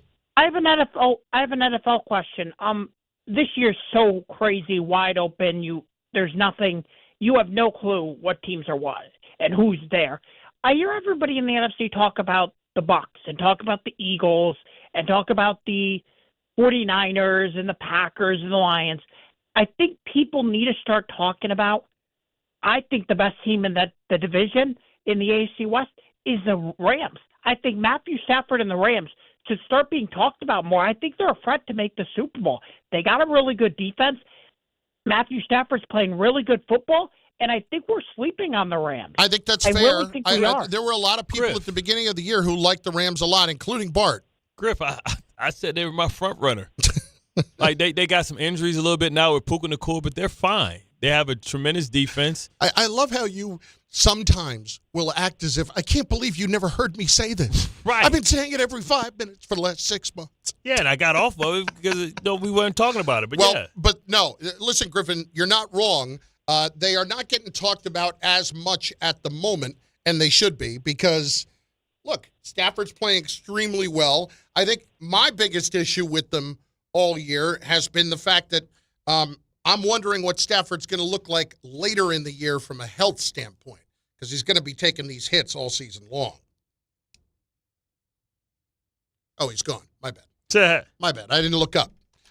Let's hit Carlos, Long Island. Los, what's up, baby? You're on ESPN. Yo. What do you got? Hey, guys. Hey, I appreciate you taking the call, first of all. You guys are great. But this question is really for Bart, because, Bart, you mad respect, although I'm a big Steelers fan, I have mad respect for the way you played the game. You were awesome. And I was watching last night, like everybody, and you're just scratching your head like, what do you do to stop Chase, slow him down, get to Flacco? Like, as a defensive player that you were, like, what do you do? Like, how does Tomlin not adjust? How does the defensive coach not adjust? And who's to blame? Or are they just too old? Like you said, Carlin, they're an old defense, and maybe the short week really caught them with the pants down. I don't even think it's old defense. I think it's old and not good. The whole thing about Jalen Ramsey, man. They did make the adjustment. You know what their adjustment was? Okay, Ramsey, you get him. Nope, they ain't work. Joey Porter, you get him. Nope, they ain't work. Hey, big play Slay, you go get him. Nope, they ain't work. That's what it was. They thought that they could figure out the right combination of being able to bracket them. Like Flacco said, he was waiting for that double bracket all week. And when they saw them double bracket and the safety came down and came low and short on Chase, he hit him over the top. Chase is, to me, if I had to pick a receiver to start my team with right now, Chase would be the guy that I would pick. I would pick him over Jefferson. I would pick him over anybody else in the league. That's how good I think Chase is. Tessa's back. Wes Caldwell. What's up, Tessa? Hey, guys. How are you? I appreciate it. Thanks for taking my call. So I just had a quick question. Carlin, you remember last week what I said, and I meant it when I said, we were on the outside as the Giants. We were on the outside of the dumpster looking in, which is a great place to be because we've been in trash, we feel like, for the past decade. So now I don't want to get overly excited, but I am excited. And I really feel like this could be a trap game for us on Sunday. So, Bart, I want to know, when you played is it a good idea to maybe to start walking around up there to get used to that altitude? Like, I am afraid people are going to be throwing up. They're going to be dizzy and just passing out, like, because they just don't know. Some of them don't know what it is. Like Dart and Cam Scatterbull, like, yeah, bust your head if you want to up there. You're done. You know what I'm saying? Because they're like, you know what I mean? So maybe y'all shouldn't be hitting heads. So I'm very nervous about that, like the altitude, and I'm scared. Like, I'm really nervous about Sunday because I think it could be a trap game, and not because they're going to outplay us, because I think that climate and you don't think they can outplay everything you? About playing there. You don't think Denver can outplay them from a defensive standpoint, be dominant? Like, they have No, better I unit. didn't say that. I think we can roll with them. I think we can stick. If our defense do what our defense is showing that they are capable of doing, I think we can hang with them. That's what I'm saying. I definitely think we can hang with them, because eventually somebody's going to get tired. Like, let's just say, like, if we're scoring pretty good, you know, I think that's what it could come down to if we play right. Which defense is going to get tired? That's what I'm saying. And I would take our front four over Denver's, but I know they got shut down corners and stuff. They got 30, I'm just wondering. They got 30 sacks in their front, so I don't know. Like, right now, that's the best defense. They're amazing. No, so they're amazing, but you know, like right now, I'm very confident. Not saying like, "Oh, we're the best." I'm just confident. We're showing, you know, glimmers of what we could be. So I'm not going to just automatically. You know, of course, Monday I'll call and say we was trash. You know me, I'm very transparent. Yeah, I think. But I'm just saying, I'm excited right now, but I'm nervous. I think the defense can keep them in the game. I mean, I think that their offense isn't somebody that's going to blow you away. Like I said, they're only getting 20, 21 points a game.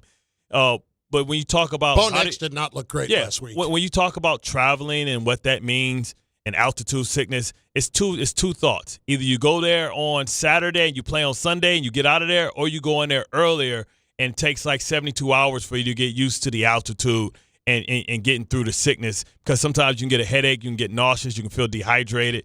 And what it is the air is super thin up there too. So when you get out there and you get hyped, like Scatterbull can get, or you get up there and you get hyped, sometimes like Dart gets, sometimes you can get the air is thin, so you can't catch your breath. Yeah, you get winded a lot quicker. Right. Yeah, I had a teammate that faked the injury because we thought he was hurt and he couldn't breathe. And then, like, he faked the injury. And we're in 2 minutes. We're like, bro, we can't afford to take a timeout. We're in 2 minutes. He just couldn't breathe. He was our center, too. So it's like, yo, bro. Then he come running back on the field like, we thought you was hurt. Like, nah, I just couldn't breathe. Man, if you don't get your ass, like, yeah. And also about Denver, you really have to figure out your footing, because, like, it's like an oily grass, right? It's like weird. It's long. It's almost like when you see people playing in London and they playing in Wembley. Yeah. Like, when you slip, it's like a long, brown, dark soil type of thing, because the grass grow different up there too, man. Like, it's weird. Things boil at different. Like, if you go to Denver, it's different cooking. It's different cooking directions, because it takes longer for water to boil. It can be, and they're gonna remind you too. They're gonna remind you exactly how high you are. They're gonna have that altitude clock right there when you walk out. Like, yeah, buddy. And you used to see it a lot of time in basketball, but you know, Denver's gonna be adjusted to it. That's where they live, so they're fine. But they might be adjusted to it. That's fine. But you're also coming all the way back from England. Yeah, maybe the Jets giving up 9 sacks tired them out. Yeah, they all 54 plays they had to play the week before. Yeah, exactly. All 54 of them. Yeah, I should say the Jets did get them their defense plenty of rest. That's for sure. Bart and Carlin on ESPN New York and on the ESPN New York app, on YouTube as well. Go to the chat, watch the show, leave your comments on YouTube. You get to see the whole thing right there on the ESPN New York YouTube page. Next, we go sideline to sideline in the NFL for Week 7 on Bart and Carlin, ESPN New York. Friday with Don Hahn and Rosenberg. Can the Giants find a way to pull off another upset? The locker room just has a slightly different feel. We're seeing a different product on the field as a result. And just the way they play, the way they act, the way they operate, like, it has injected life into this team. Will the Jets get their first win of the season? Don Hahn and Rosenberg today at 3 on ESPN New York and streaming live on YouTube. NFL Sunday's coming. You got your crew, you got your couch, your snacks, your slate, and FanDuel is coming in with something extra. This isn't just another NFL Sunday. It's your chance to place that perfect parlay or hit your go-to player prop. And now we're making it even better, because this week FanDuel's bringing the bonus. That's right. Right now, all customers can get a 50% profit boost on any NFL bet. However you play your game, FanDuel's got your back with something extra in your account because that's what Sunday should feel like. Visit FanDuel.com/Peter to download the app and get in on the action before kickoff. This week, FanDuel's bringing the bonus. Right now, all customers can get a 50% profit boost on any NFL bet. However you play your game, FanDuel's got your back with something extra in your account because that's what Sunday should feel like. 21 and over and physically present in New York. Option required. Bonus issues, non-withdrawable profit boost tokens. Restrictions apply, including any token expiration and max wager amount. See terms at sportsbook.fanduel.com. For help with the gambling problem, call 877-8-HOPE-NY or text HOPE-NY 467-369. When you're hiring, have you ever felt like you're missing out on meeting truly great candidates for your roles? It seems impossible to find them, but they have to be out there somewhere, right? Well, they're not hard to find when you know where to go, and that place is ZipRecruiter.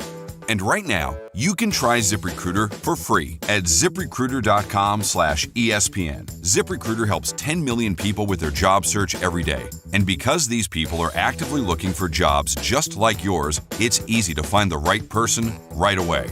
In fact, 4 out of 5 employers who post on ZipRecruiter get a quality candidate within the first day. But if you're not using ZipRecruiter, you're missing out. So see what it's like when the impossible is easy. When you go to ZipRecruiter.com/ESPN right now to try ZipRecruiter for free.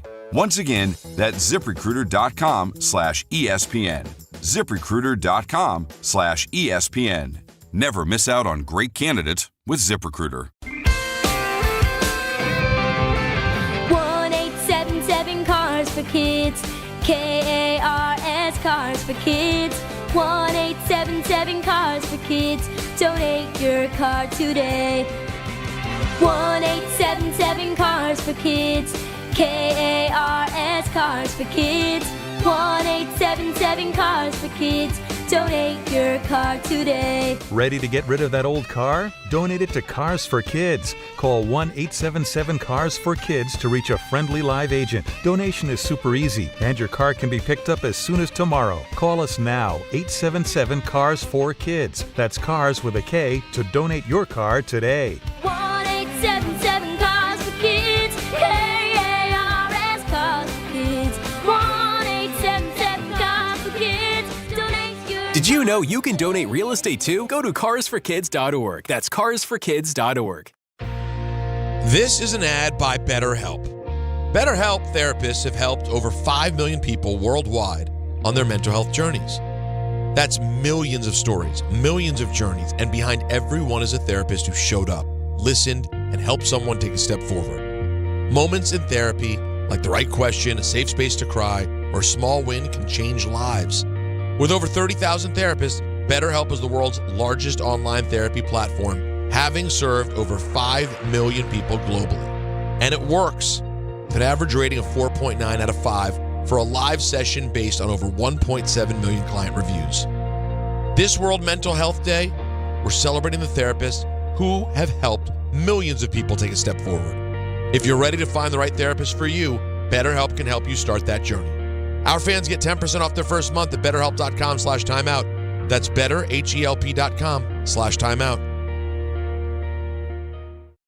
This college football moment is brought to you by ServPro. College football teams have moments they recovered from and made it like it never even happened. Like on September 24, 2016, when Tulsa found themselves down 31-0 to Fresno State with 10 minutes left in the second quarter. Tulsa fought back to tie the game at 41. And then won 48-41 in double overtime. ServPro, like it never even happened. Coach Saban here, and let me tell you, every second matters. Preparation is everything, and that's why I trust Kidde Smoke Alarms. And as North America's #1 home fire safety brand, they're built to respond over 25% faster to smoke detection. Kidde helps protect what matters the most. Find it at the Home Depot. How doers get more done. #1 claim based on total household installations as of December 2023. 29% faster average smoke detection based on internal testing of smoldering wood fires for Kidde 9th edition versus leading competitor 8th edition products.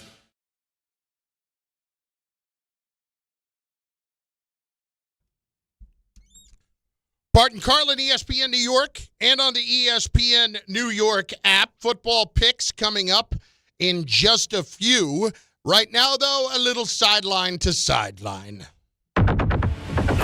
It's going to happen. This is Sideline to Sideline. Go. With Bart and Carlin. Tom Bauer is here, and he has got Sideline to Sideline. Let's go! Oh, I sure do. And there's a little chatter that we've heard plenty of throughout the show between the Giants and the Broncos on social media. And, of course, when you're at the media scrum, they're going to ask the head coach about that. And Brian Daboll had some comments about said battles on social media. Yeah, like I said, right, I think the biggest thing is going out there and playing well on Sunday and doing the things you need to do during the week to be ready to play a game against a very challenging, like I've talked about on Wednesday, good football team. That's really the most important thing. Great, so you get nothing from that. But at least we got another question. Let's see if we get something here. On Denver being dismissive of the New York Giants. Yeah, I just say this. That's a really good football team. None of that really matters. What matters is how you perform during the week and how you play on Sunday, Pat, as you know. Again, we're in a competitive industry, an emotional industry, but the most important thing is doing your job leading up to Sunday, and then ultimately going out there and playing well on Sunday, making tackles, taking care of the football, communicating well in a loud environment, being productive on early downs, trying to stay out of third and long, trying to get them into third and long, playing good on special teams, tackling Mims. Those are the things that matter. He better be using every Jedi mind trick. He's saying that in front of the crowd. He better be saying, they don't respect you. You better go out there straight Hoosiers. Yeah, exactly. Go out there, have Scatterboo mark out how wide the field is. Exactly. He'll be like, oh, Coach, I got 49. You dummy, it's 53. Never mind. That's not what I meant. Look, if he keeps going, we can't turn the football over and we can't do that. Oh, God, I get it. I don't need all the platitudes. I understand. But I'm sure he's using it all as motivation. Can I ask a question? How much do you really need your coach to supply motivation when you're in the league? Do you need that night before motivational speech or the minutes before motivational speech? It doesn't hurt. It doesn't hurt for your coach to put you in a certain mindset. Okay. Based on the disrespect, based on the media. See, athletes are creatures that have created, like, I can remember, I create, even when everybody was complimentary of me, I always created a person that I didn't know that hated me. You're like Michael, you're Jordan in that regard. You always had to find somebody. Like, bro, I just said you had less yards last year. So you said I'm losing a step. Like, no, man. I'm just saying, like, then you just say, man, never mind, man. Like, but yeah, athletes always they feed off of that because ever since we were kids, we were told that we couldn't get to where we're at. Like, I want to be an NFL player. Well, good luck. All right, so they're going to feed off insecurity. Exactly. Athletes are some of the most insecure people in the world. That's true. And vain as hell. Next. So I'm just going to take a straw poll of you guys before I proceed with this next one. I have 2 Aaron Glenn clips in front of me. One of them is called Goal for This Week. Do we even need to hear it? Just for the hell of it, why not? Listen, let's predict what it says before he plays it. Okay. What do you think it says? Improve a little bit. Play better, cleaner football. Not make mistakes. Not turn the football over. That is exactly what I would say. Well, survey says the focus of this week is winning this game, hands down, point blank, but also making sure that we improve. Because there's no way to consistently win without improving. So the guys have done a good job of that. We know we have a lot of work to do. We're not running away from where we are. But again, we're looking to improve. Even today, we're going out there for this red zone practice and improve. So improve incrementally day to day. You nailed it.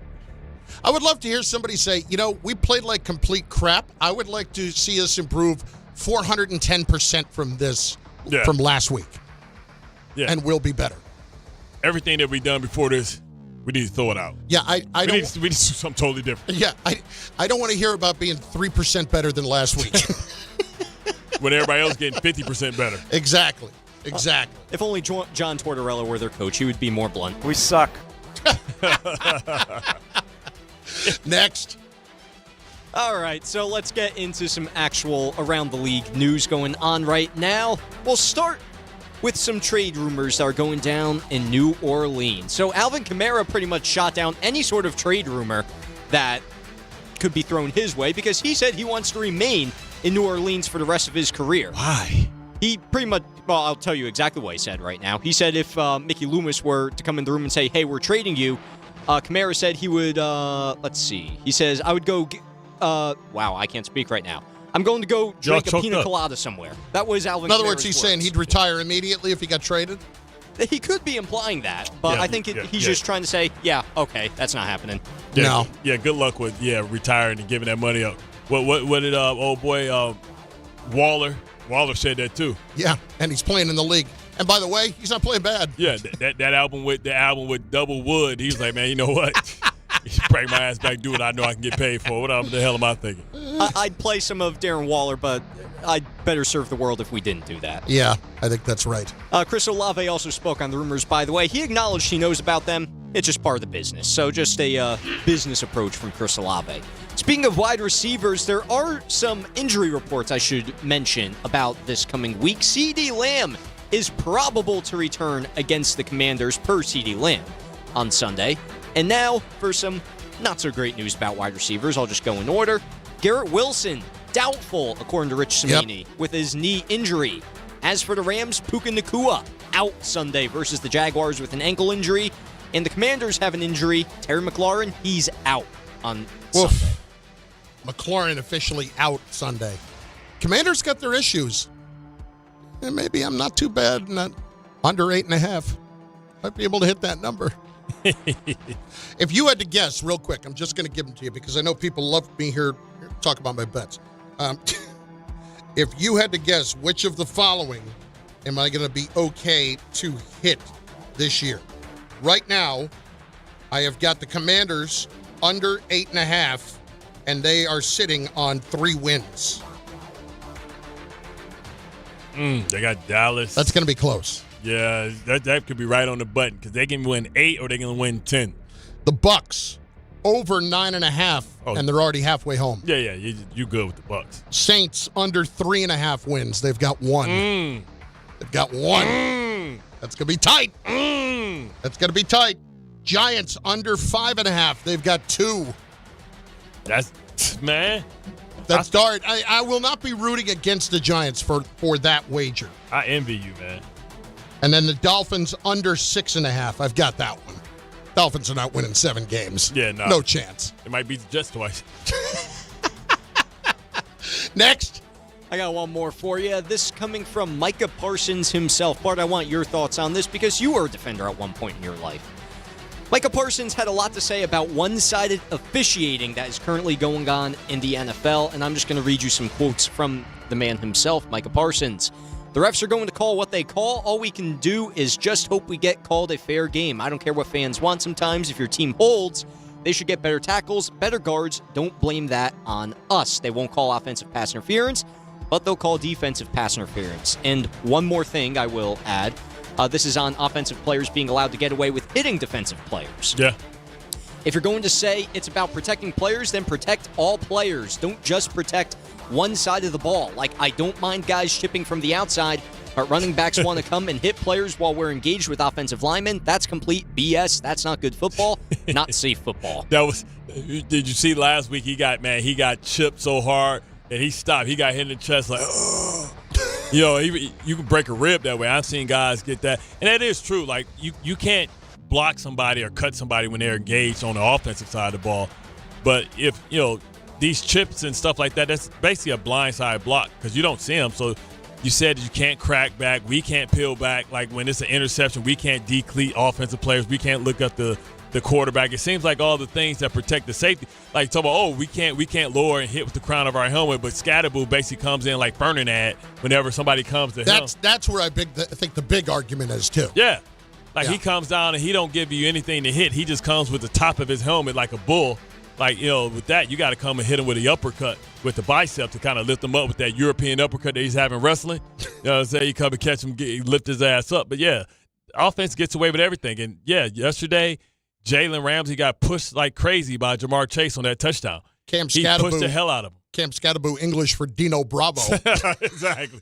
Brooklyn Brawler. It's Bart and Carlin, ESPN New York. Picks are next. Make cancer screening a part of your annual healthcare routine. New York Presbyterian offers a full range of cancer screenings, including lung, cervical, prostate, colorectal, breast, and more. Regular cancer screenings could save your life by detecting cancer at its earliest, most treatable stages.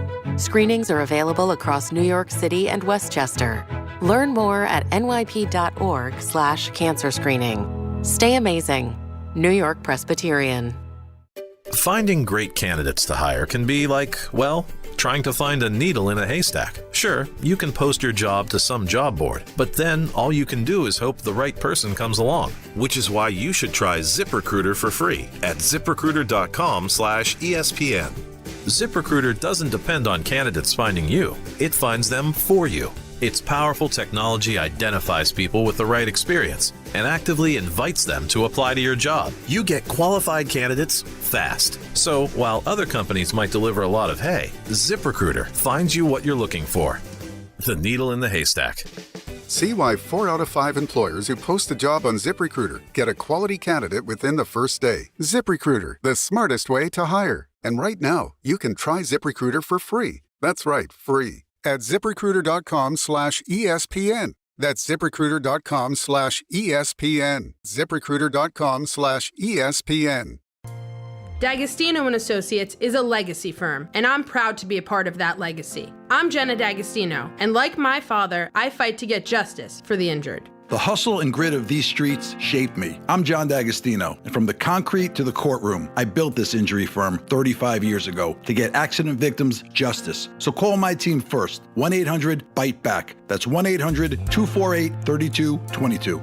You want justice? Think Jenna D'Agostino. Think D'Agostino & Associates. Justice isn't just a word. For us, it's a way of life. It's having compassion for your struggle and getting you paid for your pain. Now that's justice. D'Agostino & Associates means being there for the injured. Seriously injured? Call my team first at 1-800-BITE-BACK. That's 1-800-248-3222. D'Agostino & Associates has offices throughout New York and New Jersey and will come to you. I've been there, and I'll be there for you. D'Agostino Law Bite Back. 1-877 Cars for Kids. KARS Cars for Kids. 1-877 Cars for Kids.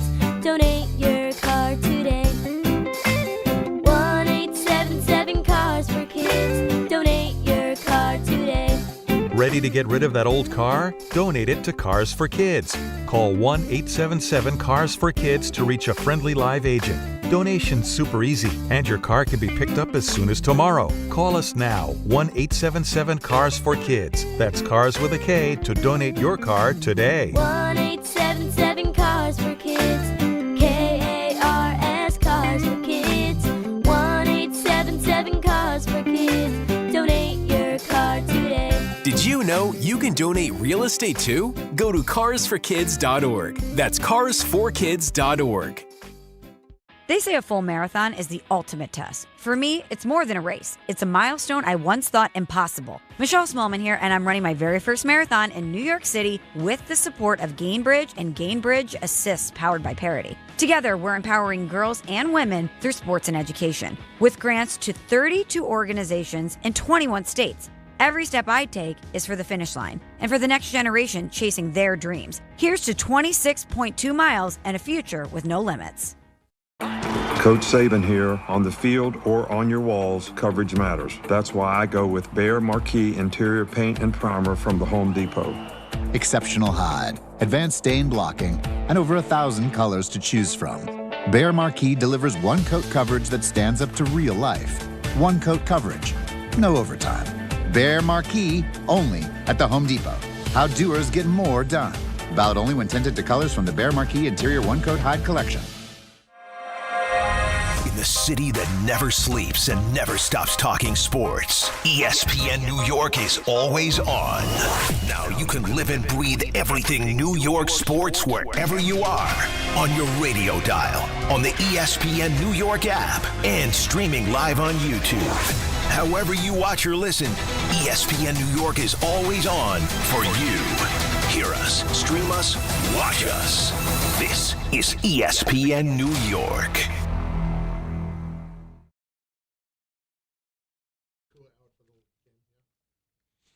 Yeah.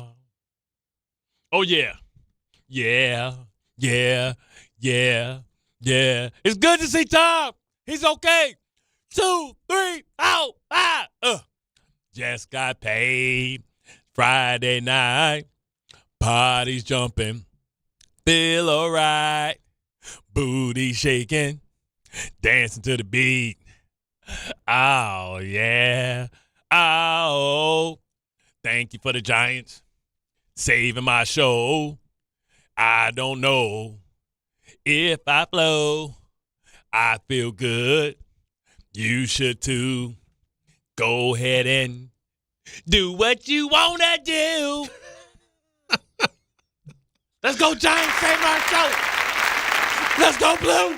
It does put you in a good mood. It does really put you in a good mood for a Friday. Are they still alive? Let's find them and have them come and do a exclusive cut just for our show. Do it live? We got a budget?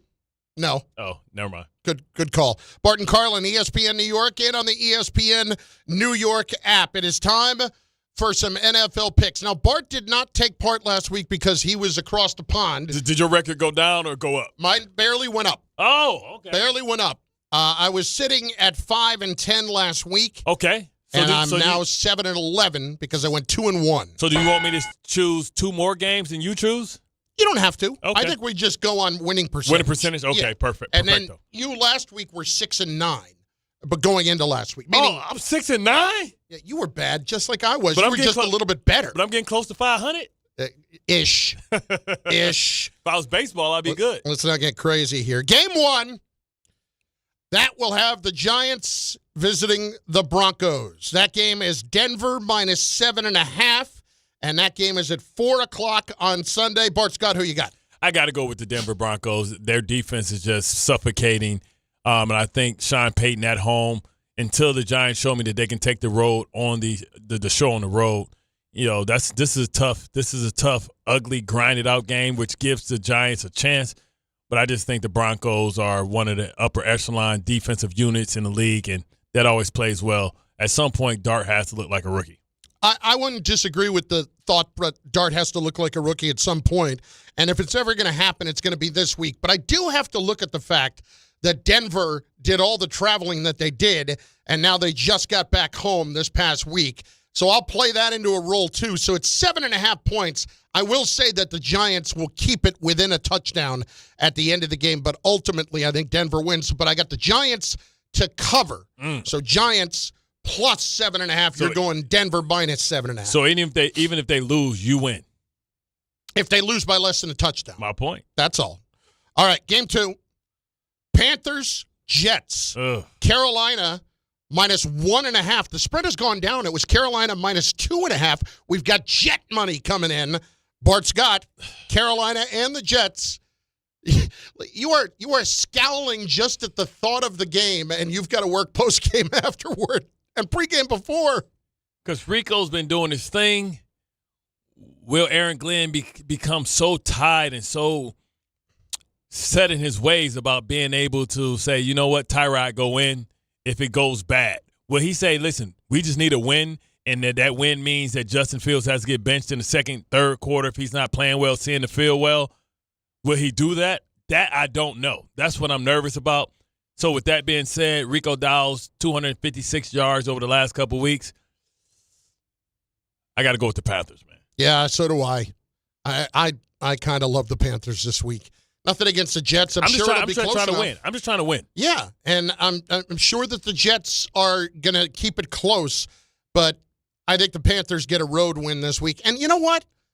I think this Dave Canales is a pretty good coach. Yeah. They were not horrible as they could have been last year after it started badly. They got better at the end of the year when they started trading people away. And they're 3-0 at home. They're 0-3 on the road. This is obviously going to the Jets, but I don't think that this is going to be any major problem in terms of road environments to play in. So I'll take the Panthers minus 1.5. I mean, how many people are coming from the Christian belt coming up here bringing Bojangles sitting in the crowd? These Jet fans just tired and giving their tickets away. I don't know if any Panther fans are really traveling all that much. Hey, it's a lot of money in the church. Game 3. Colts at 5-1 visiting the Chargers at 4-2. Chargers 1.5-point favorites over the Colts. What do you got? So basically, they think the Colts are going to get it done, and I believe so as well. Nobody's playing better than Jonathan Taylor, and that's enabling Danny Dimes to be able to be comfortable and being able to create so much space with Tyler, with Warren out there, and then two guys on the outside. Their defense is playing well. I think the Colts are the surprise team of the year, and I think that Daniel Jones is going to be comeback player of the year, even though he never went nowhere.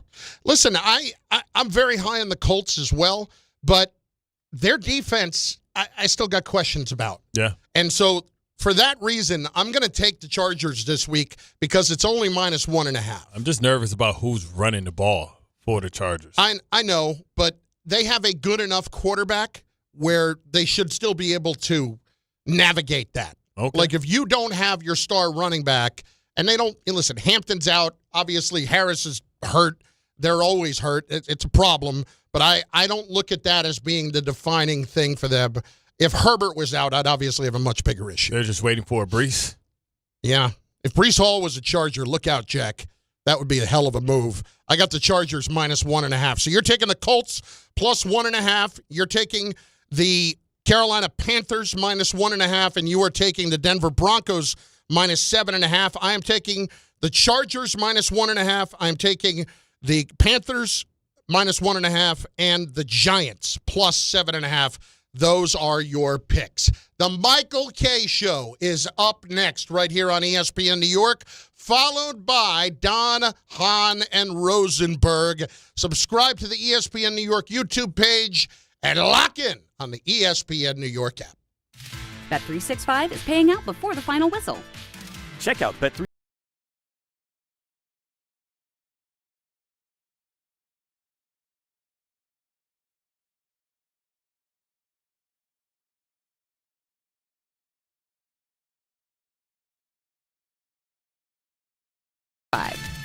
Gambling problem? Call 1-800-GAMBLER. 21 plus only. Must be physically located in New Jersey. T&Cs apply.